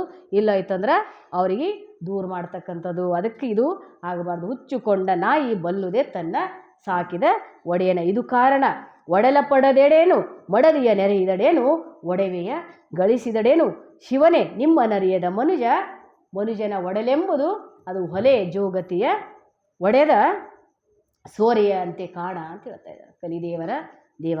ಅದಕ್ಕೆ ಈ ರೀತಿಯಾಗಿ ನಾವು ಸತ್ಯವನ್ನು ಅರಿವಿನಿಂದ ಬದುಕಲಿಲ್ಲ, ನಮ್ಮವರು ಅಂತ ತಿಳ್ಕೊಂಡು ಪ್ರೀತಿಯಿಂದ ನಾವು ಬದುಕಲಿಲ್ಲ ಅಂತಂದ್ರೆ ಆ ಬದುಕು ಹೆಂಗೆ ಅಂತಂದ್ರೆ ವ್ಯರ್ಥವಾಗಿರ್ತಕ್ಕಂಥ ಬದುಕಾಗ್ತದೆ. ಇದಕ್ಕೆ ಈ ಜೀವನದಲ್ಲಿ ಈ ಮರ್ತ್ಯ ಲೋಕ ಅಂತಕ್ಕಂಥದ್ದು ಕರ್ತಾರನ ಕಮ್ಮಟ ಅಂತ ಹೇಳಿದ್ರು ಬಸವಣ್ಣನವರು. ಇಲ್ಲಿ ಸಲ್ಲುವರು ಅಲ್ಲಿಯೂ ಸಲ್ಲುವರಯ್ಯ, ಇಲ್ಲಿ ಸಲ್ಲದವರು ಅಲ್ಲಿಯೂ ಸಲ್ಲದರಯ್ಯ. ಪರಮಾತ್ಮನಿಗೆ ನಾವು ಒಪ್ಪಿಗೆ ಆಗಬೇಕು, ಪರಮಾತ್ಮ ನಾವು ಸ್ವೀಕಾರ ಮಾಡಬೇಕು ಅಂದ್ರೆ ನಾವು ಹೆಂಗೆ ಬದುಕಬೇಕಂದ್ರೆ ಇಲ್ಲಿ ಈ ಮರ್ತ್ಯ ಲೋಕದಲ್ಲಿ ಎಲ್ಲರ ಜೊತೆ ಪ್ರೀತಿಯಿಂದ ಬದುಕ್ತಕ್ಕಂಥದ್ದೇ ಅದು ಪರಮಾತ್ಮನೆಡೆಗೆ ಹೋಗ್ತಕ್ಕಂಥ ದಾರಿ ಅದ.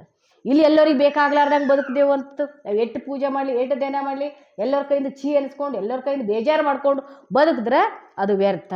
ಇದು ಎಲ್ಲರ ಕೈಯಿಂದ ಹೌದೌದು ಅನಿಸ್ಕೊಂಡು ನಾವು ಬದುಕ್ತೀವಿ ಅಂತಂದ್ರೆ ಅದು ಪರಮಾತ್ಮನು ಸಹ ಆ ಬದುಕು ನಮಗೆ ಇಚ್ಛಾ ಪಡ್ತಾನೆ, ಪರಮಾತ್ಮನು ಸಹ ನಮ್ಮ ಕೈ ಹಿಡಿದು ಎತ್ತುತ್ತಾನ. ಅದಕ್ಕಂತಹ ಪರಮಾತ್ಮನಿಗೆ ಮೆಚ್ಚಿ ಆಗ್ತಕ್ಕಂಥ ಬದುಕು ನಮ್ಮದಾಗಬೇಕೇ ವಿನಃ ಜನರು ಮೆಚ್ಚತಕ್ಕಂಥ ಬದುಕು ನಮ್ಮದಾಗಬಾರ್ದು. ಯಾಕಂದ್ರೆ ಜನರು ಏನು ನೋಡ್ತಾರೆ, ಹೊರಗಿಂದ ನೋಡ್ತಾರೆ, ಪರಮಾತ್ಮ ಏನು ನೋಡ್ತಾನೆ, ಒಳಗಿಂದ ನೋಡ್ತಾನೆ. ಅದಕ್ಕೆ ಬಿಡು ಬಾಹ್ಯದಳು ಡಂಬವ, ಎಡೆ ಬಿಡದಿರು ಒಳಗೆ ಶಂಭುವ ಅಂತ ಹೇಳ್ತಾರೆ. ಹೊರಗೆ ಮೆಚ್ಚಿಸ್ತಕ್ಕಂಥದ್ದು ಅವಶ್ಯಕತೆ ಇಲ್ಲ, ಒಳಗೆ ಮೆಚ್ಚಿಸ್ಕೊಳ್ತಕ್ಕಂಥದ್ದು ಭಾಳ ಅವಶ್ಯಕತೆ ಇದೆ. ಇವತ್ತು ನಮ್ಮ ಜೀವನ ಎಲ್ಲ ಹೆಂಗೆ ನಡೆದಂದ್ರೆ ಕೇವಲ ಇನ್ನೊಬ್ರಿಗೆ ಮೆಚ್ಚಿಸ್ಕೊಳ್ತಕ್ಕಂಥದ್ದು, ಇನ್ನೊಬ್ರ ಕೈಲಿಂದ ಹೊಗಳಿಸ್ತಕ್ಕಂಥದ್ದು, ಇನ್ನೊಬ್ರ ಕೈಲಿಂದ ಹೌದು ಅನಿಸ್ಕೊಳ್ಬೇಕು ವಿನಃ ಅದ್ರ ಕಡೆನೇ ನಮ್ಮ ಗಮನದ ವಿನಃ ನನ್ನ ಒಳಗೆ ನನ್ನ ಅಂತರಾತ್ಮ ನನ್ನ ಆತ್ಮಸಾಕ್ಷಿ ಏನು ಹೇಳ್ತದೆ ಅಂತಕ್ಕಂತೆ ಗಮನ ನಮಗಿಲ್ಲ. ಅದಕ್ಕೆ ಯಾರು ಎಷ್ಟೇ ನಮಗೆ ತಾರೀಫ್ ಮಾಡಿದ್ರು, ಯಾರು ಎಷ್ಟೇ ನಮಗೆ ಹೊಗಳಿರು, ನನ್ನ ಆತ್ಮಸಾಕ್ಷಿ ನಮಗೆ ಛೀ ಅಂತು ಅಂದ್ರೆ ಮುಗ್ದೈತೆ, ಅದು ಜೀವನ ವ್ಯರ್ಥದ. ಯಾಕಂದ್ರೆ ನಾವು ಏನಿದ್ದೀವಿ ಅಂತಕ್ಕಂಥದ್ದು ಯಾರಿಗೆ ಗೊತ್ತಿರ್ತದೆ ಹೇಳಿ? ನಮ್ಮ ಒಳಗೆ ನಮಗೇ ಗೊತ್ತದ. ನಾವು ಹೊರಗೆ ಬೇಕಾಗಿದ್ದು ನಾಟಕ ಮಾಡ್ಬೋದು, ಹೊರಗೆ ಬೇಕಾಗಿದ್ದು ನಾವು ದೊಡ್ಡವರು ಭಾಳ ಒಳ್ಳೆಯವ್ರಂತ ನಾವು ನಟನೆ ಮಾಡ್ಬೋದು. ಆದ್ರೆ ಒಳಗಿರ್ತಕ್ಕಂಥ ಆತ್ಮಗೆ ಗೊತ್ತದ ನಾವು ಏನಿದ್ದೀವಿ, ನನ್ನ ಒಳಗೆ ಏನದ, ನಾನು ನಿಜವಾಗ್ಲೂ ನಾನು ಏನು ಅಸ್ತಿತ್ವ ಅಂತಕ್ಕಂಥದ್ದು ಯಾರಿಗೆ ಗೊತ್ತಿರ್ತದೆ? ನಮ್ಮ ಒಳಗೆ ಗೊತ್ತಿರ್ತದೆ. ಅದಕ್ಕೆ ಎಲ್ಲರೂ ನಮಗೆ ತಾರೀಫ್ ಮಾಡಿದ್ರು, ನನ್ನ ಒಳಗಿರ್ತಕ್ಕಂಥ ಆತ್ಮಸಾಕ್ಷಿ ಛೀ ಸುಮ್ಮನೆ ಮಂದಿ ಕೈಲಿಂದ ತಾರೀಫ್ ಮಾಡಿಸ್ಕೊತ ನಿನ್ನ ಒಳಗೆ ಇಂಥ ಕೆಟ್ಟ ಗುಣಗಳವ ಅಂತ ತಿಳ್ಕೊಂಡು ಮನಸ್ಸು ಹೇಳ್ತು ಅಂದ್ರೆ ಮುಗ್ದಾಯ್ತು, ಅದು ವ್ಯರ್ಥ. ಮತ್ತು ಯಾರು ಎಷ್ಟೇ ಬೈಲಿ ನಾನು ಆತ್ಮಸಾಕ್ಷಿ ಗವ ಕೊಡ್ಬೇಕು. ನನಗೆ ಯಾರು ಏನೇ ಅನ್ನಲಿ, ನೀನು ಕರೆಕ್ಟ್ ಇದ್ದಿ, ನೀನು ಸತ್ಯದಾರಿಯಲ್ಲಿದ್ದಿ, ನೀನು ಮಾಡಿರ್ತಕ್ಕಂಥದ್ದು ಭಾಳ ಸರಿಯದ ಅಂತ ನಮ್ಮ ಆತ್ಮಸಾಕ್ಷಿ ನಮಗೆ ಗವ ಕೊಡ್ತು ಅಂದ್ರೆ ಎಲ್ಲಕ್ಕಿಂತ ದೊಡ್ಡ ಸನ್ಮಾನ ಅದೇ ಅದ ರೀ. ನಮಗೆ ಯಾವುದು ಏನು ಪದ್ಮವಿಭೂಷಣ, ಪದ್ಮಶ್ರೀ ಮತ್ತು ಭಾರತ ರತ್ನ ಇವು ಯಾವ ಅವಾರ್ಡ್ಗಳು ದೊಡ್ಡವಲ್ಲ. ಇವು ಎಲ್ಲ ಅವಾರ್ಡ್ಗಳು ಹೊರಗಿಂದ ಸಿಗ್ತಾವೆ. ಆದರೆ ಎಲ್ಲಕ್ಕಿಂತ ದೊಡ್ಡ ಪ್ರಶಸ್ತಿ ಯಾವುದಂದ್ರೆ ನನ್ನ ಆತ್ಮಸಾಕ್ಷಿ ಕೊಡ್ತಕ್ಕಂಥದ್ದು ಎಲ್ಲಕ್ಕಿಂತ ದೊಡ್ಡ ಪ್ರಶಸ್ತಿ ಅದ.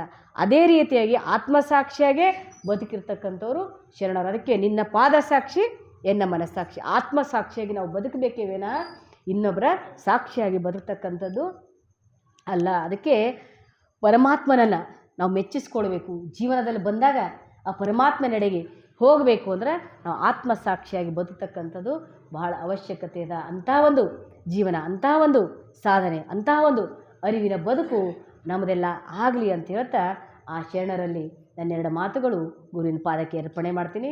ಸರ್ವರಿಗೂ ಶರಣು ಶರಣ.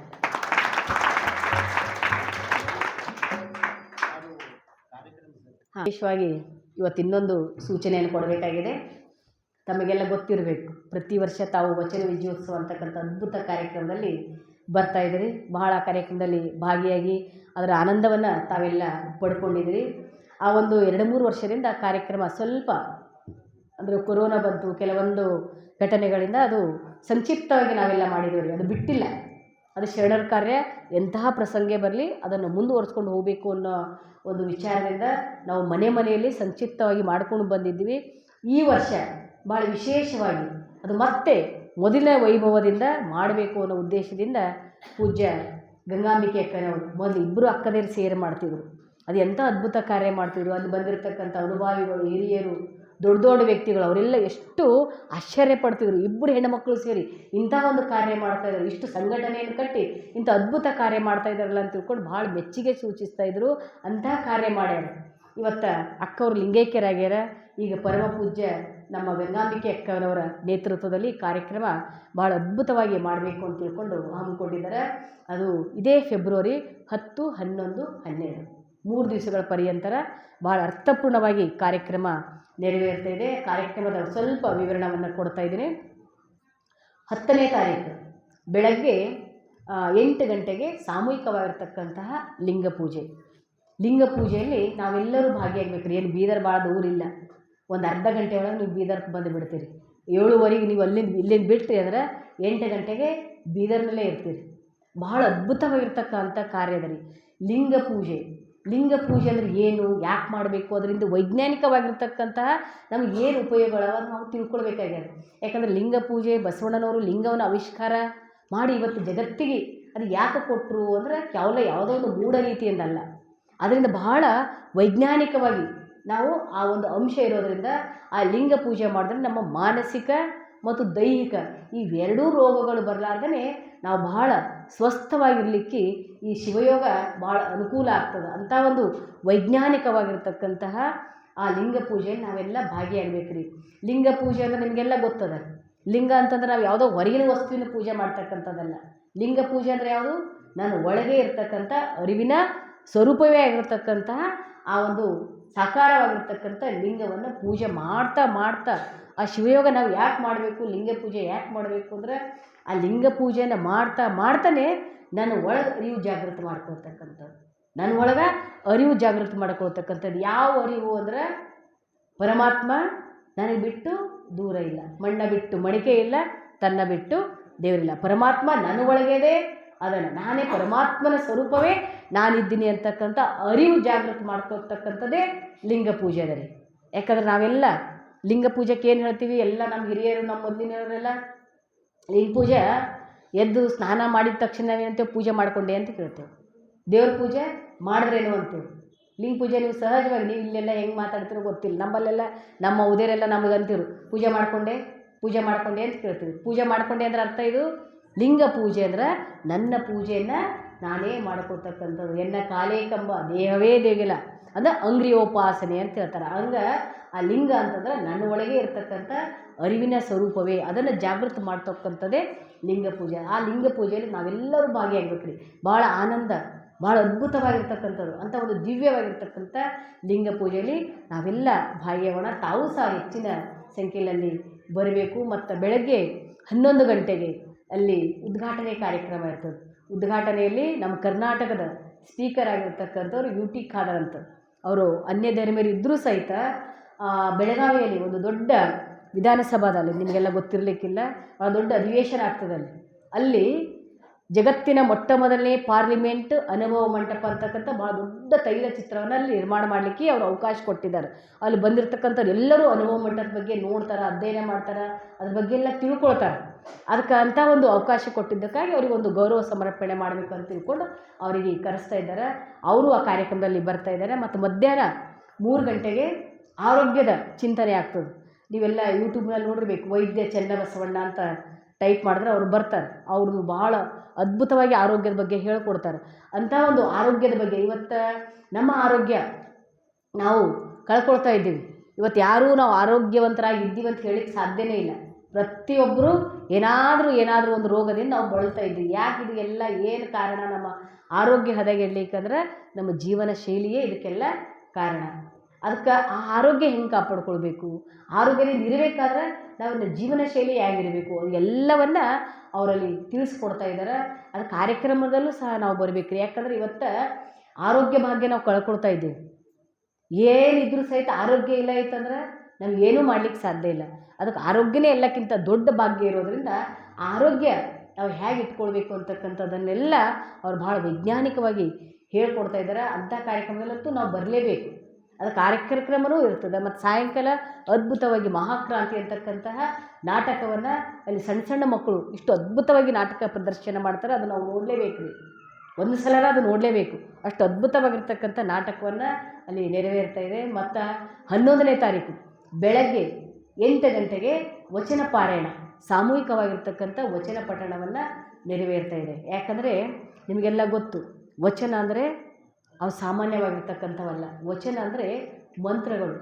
ಸ್ವತಃ ಶರಣರು, ಬಸವಾದಿ ಶರಣರು ತಮ್ಮ ಕೈಯಾರೆ ಬರೆದಿರ್ತಕ್ಕಂತಹ ಅವು ಅಮೂಲ್ಯವಾಗಿರ್ತಕ್ಕಂತಹ ಅವು ಮಂತ್ರಗಳು. ಅಂತಹ ವಚನಗಳನ್ನು ನಾವು ಒಗ್ಗಟ್ಟಿನಿಂದ ಏಕಕಾಲದಲ್ಲಿ ಕುಂತು ಮಂತ್ರ ಪಠಣವನ್ನು ಮಾಡ್ತಕ್ಕಂಥದ್ದು. ಅಂಥ ದಿವ್ಯ ಶಕ್ತಿ ಬರ್ತದಲ್ಲಿ ಆ ಮಂತ್ರ ಪಠಣದಲ್ಲಿ ನಾವು ಏನು ಸಂಕಲ್ಪ ಮಾಡಿಕೊಂಡು ಅಲ್ಲಿ ಕುಂತು ನಾವು ಓದ್ತೀವಿ ಅಂದರೆ ಆ ಸಂಕಲ್ಪ ಇಲ್ಲ ಈಡೇರಿಸ್ತಕ್ಕಂಥ ಶಕ್ತಿ ಅದು ಬಸವಾದಿ ಶರಣರಲ್ಲಿ ಇರೋದರಿಂದ ಆ ವಚನ ಪಠಣ ನಾವೆಲ್ಲರೂ ಮಾಡಬೇಕ್ರಿ.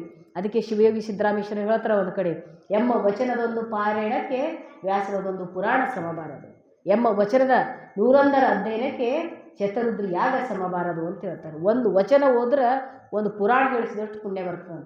ಒಂದು 100 ವಚನ ಹೋದ್ರೆ 1000 ಯಾಗ ಮಾಡಿದಷ್ಟು ಪುಣ್ಯ ನಮಗೆ ಬರ್ತದೆ.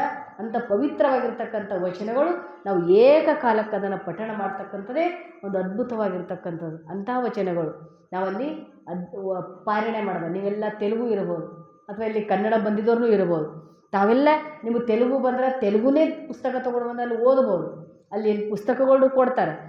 ಯಾರು ಮರಾಠಿ ಓದೋರು ಇರ್ತಾರೆ, ತೆಲುಗು ಓದೋರು ಇರ್ತಾರೆ, ಕನ್ನಡ ಓದೋರು ನಾವೆಲ್ಲ ಜಾಸ್ತಿ ಸಂಖ್ಯೆ ಇರೋದರಿಂದ ಅಲ್ಲಿ ಕನ್ನಡದಲ್ಲೇ ಜಾಸ್ತಿ ಪುಸ್ತಕಗಳು ಇರ್ತವೆ. ತಮಗೆ ಯಾರು ಇಚ್ಛೆ ಇದ್ದರೂ ತಮ್ಮ ಜೊತೆ ಆ ತೆಲುಗು ಪುಸ್ತಕಗಳಂತ ತಂದು ಓದ್ಬೋದು. ಮತ್ತು ನಮ್ಗೆ ಯಾರಿಗೆ ಓದಲಿಕ್ಕೆ ಬಂದಿಲ್ಲ ಅಂದ್ರೆ ಸಹಿತ ಆ ಒಂದು ವಾತಾವರಣದಲ್ಲೇ ನಾವು ಕೂಡಬೇಕು.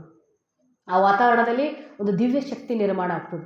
ಅಂಥ ಒಂದು ವಾತಾವರಣದಲ್ಲಿ ನಾವೆಲ್ಲರೂ ಭಾಗಿಯಾಗೋಣ. ಮತ್ತು ಮಧ್ಯಾಹ್ನ ಬೆಳಗ್ಗೆ 11 ಗಂಟೆಗೆ ಅಲ್ಲಿ ಸ್ತ್ರೀ ಸಮಾಲೋಚನೆ ಅಂತ ಕಾರ್ಯಕ್ರಮ ಇರ್ತದೆ. ಅಂದರೆ ಹೆಣ್ಣು ಮಕ್ಕಳ ಸಮಸ್ಯೆಗಳೇನು, ಆ ಸಮಸ್ಯೆಗಳನ್ನು ಮೆಟ್ಟಿ ನಾವು ಹೆಂಗೆ ನಿಲ್ಲಬೇಕು, ಹೆಂಗೆ ಆತ್ಮವಿಶ್ವಾಸದಿಂದ ಬದುಕಬೇಕು, ಎಲ್ಲವನ್ನಲ್ಲಿ ಚಿಂತನೆ ಆಗ್ತದೆ. ಆ ಚಿಂತನೆಯಲ್ಲಿ ಸಹ ನಾವೆಲ್ಲರೂ ಭಾಗಿಯಾಗೋಣ. ಮತ್ತು ಸಾಯಂಕಾಲ ಬಹಳ ಅದ್ಭುತವಾಗಿರ್ತಕ್ಕಂತಹ ಬೇರೆ ಬೇರೆ ರಾಜ್ಯದಿಂದ ಅಲ್ಲಿ ಕಲಾ ತಂಡಗಳು ಬರ್ತಾ ಇದ್ದಾವೆ. ಹರಿಯಾಣ, ಕಾಶ್ಮೀರ್, ಪಂಜಾಬ್ ಆ ಕಡೆಯಿಂದೆಲ್ಲ ತಮ್ಮ ಕಲಾ ಪ್ರದರ್ಶನವನ್ನು ಅವರು ಮಾಡ್ತಾ ಇದ್ದಾರೆ. ಅದನ್ನೂ ಸಹ ನಾವು ಕಣ್ತುಂಬ ನೋಡಿ ಆನಂದವನ್ನು ಪಡೆಯೋಣ. ಮತ್ತು ವಿಶೇಷವಾಗಿ 12ನೇ ತಾರೀಕು ಬೆಳಗ್ಗೆ 9 ಗಂಟೆಯಿಂದ ಬಸವೇಶ್ವರ ವೃತ್ತದಿಂದ ಅದು ವಚನಗಳ ಕಟ್ಟುಗಳನ್ನು ತಲೆ ಮೇಲೆ ಹೊತ್ತುಕೊಂಡು ಮೆರವಣಿಗೆಯನ್ನು ಮಾಡ್ತಕ್ಕಂಥದ್ದು, ಅದು ನೋಡ್ತಕ್ಕಂಥದ್ದೇ ಒಂದು ದೊಡ್ಡ ಭಾಗ್ಯದ ರೀ. ಯಾಕೆ ಇವತ್ತು ವಚನ ಸಾಹಿತ್ಯ ನಾವು ತಲೆ ಮೇಲೆ ಹೊತ್ಕೊಂಡು ಅದೇ ಮೆರವಣಿಗೆ ಮಾಡಬೇಕಾಗಿದೆ ಅಂದ್ರೆ ತಮಗೆಲ್ಲ ಗೊತ್ತದ. ವಚನ ಸಾಹಿತ್ಯ ನಮಗೆ ಉಳಿಸ್ಕೊಡೋದು ಹೋಗಬೇಕಾದ್ರೆ ಶರಣರು ಸುಮ್ಮನೆ ಉಳಿಸ್ಕೊಟ್ಟಿಲ್ರಿ, ತಮ್ಮ ಪ್ರಾಣವನ್ನು ಕೊಟ್ಟು ವಚನ ಸಾಹಿತ್ಯವನ್ನು ಉಳಿಸ್ಕೊಟ್ಟು ಹೋಗ್ಯಾರ. ತಮಗೆಲ್ಲ ಅದರ ಕತೆ ಗೊತ್ತದನೋ ಇಲ್ಲೋ. ಕಲ್ಯಾಣ ಕ್ರಾಂತಿ ಆದಮೇಲೆ ಬಸವಣ್ಣನವ್ರಿಗೆ ಗಡಿಪಾರು ಆಯಿತು. ಗಡಿಪಾರ ಆದಮೇಲೆ ಕಿಡಿಗೇಡಿಗಳು ಅವ್ರು ಏನು ಮಾಡ್ತಾರೆ, ಇಷ್ಟಕ್ಕೂ ಅವ್ರಿಗೆ ಸಮಾಧಾನ ಆಗಲ್ಲ, ಈ ವಚನ ಸಾಹಿತ್ಯವನ್ನು ಸುಟ್ಟು ಹಾಕಬೇಕು.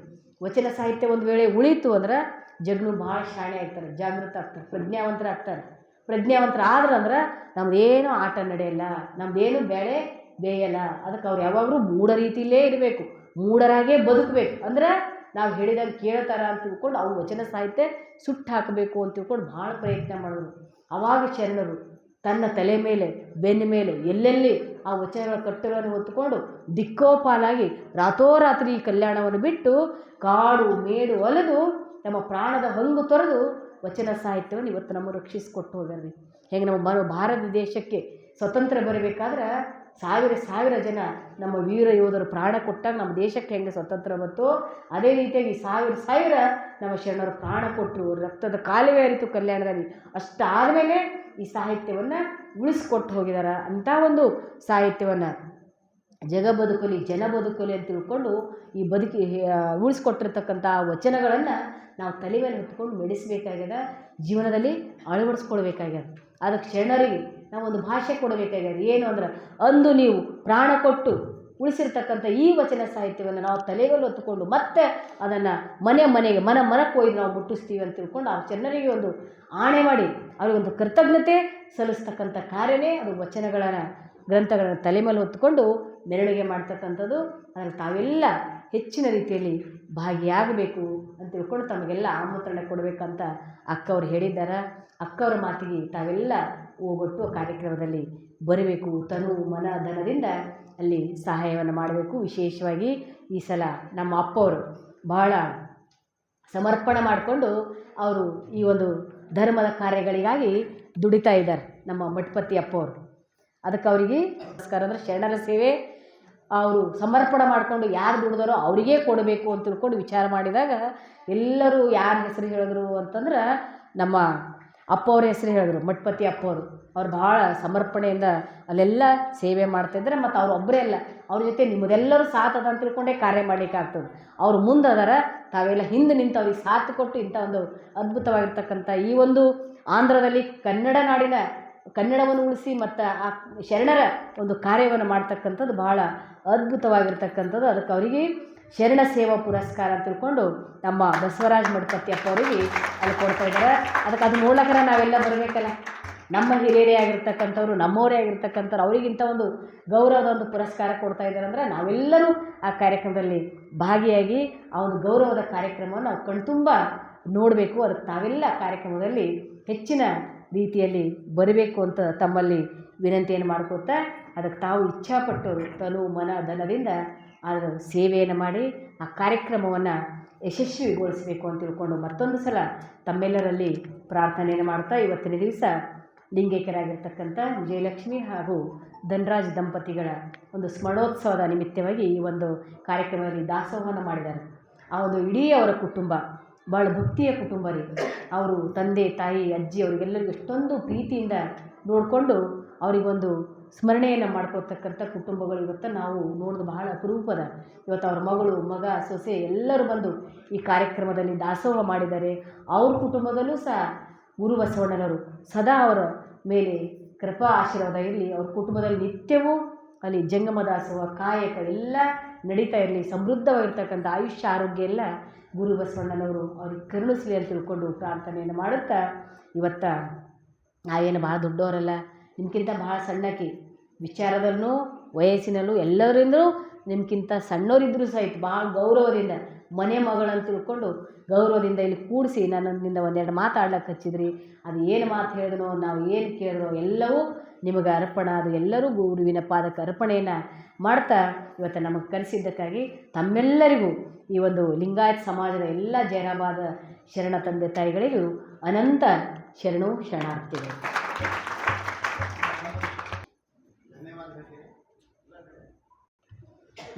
ಇವತ್ತಿನ ಕಾರ್ಯಕ್ರಮದ ವಿಶೇಷವಾಗಿ ಬಂದು ಸುವರ್ಣ ಚಿಂಕಡಿಯವರು ಭಾಳ ಒಳ್ಳೆಯ ವಿಚಾರವನ್ನು ವ್ಯಕ್ತಪಡಿಸಿದ್ದಾರೆ. ಅವರಿಗೆ ನಮ್ಮ ಧನರಾಜ್ ಪಾಟೀಲ್ ಮತ್ತು ಅವರ ಮಗ ಅವ್ರ ಕುಟುಂಬದಿಂದ ಅವರಿಗೆ ಭಾಳ ಧನ್ಯವಾದ. ಅದೇ ರೀತಿ ನಮ್ಮ ಸಮಾಜ ಪರವಾಗಿ, ಅಕ್ಕನ ಮಳದ ಪರವಾಗಿ, ಅನುಭವ ಮಂಟಪ ಪರವಾಗಿ ಅವರಿಗೆ ಬಹಳ ಧನ್ಯವಾದಗಳು. ಅದೇ ರೀತಿ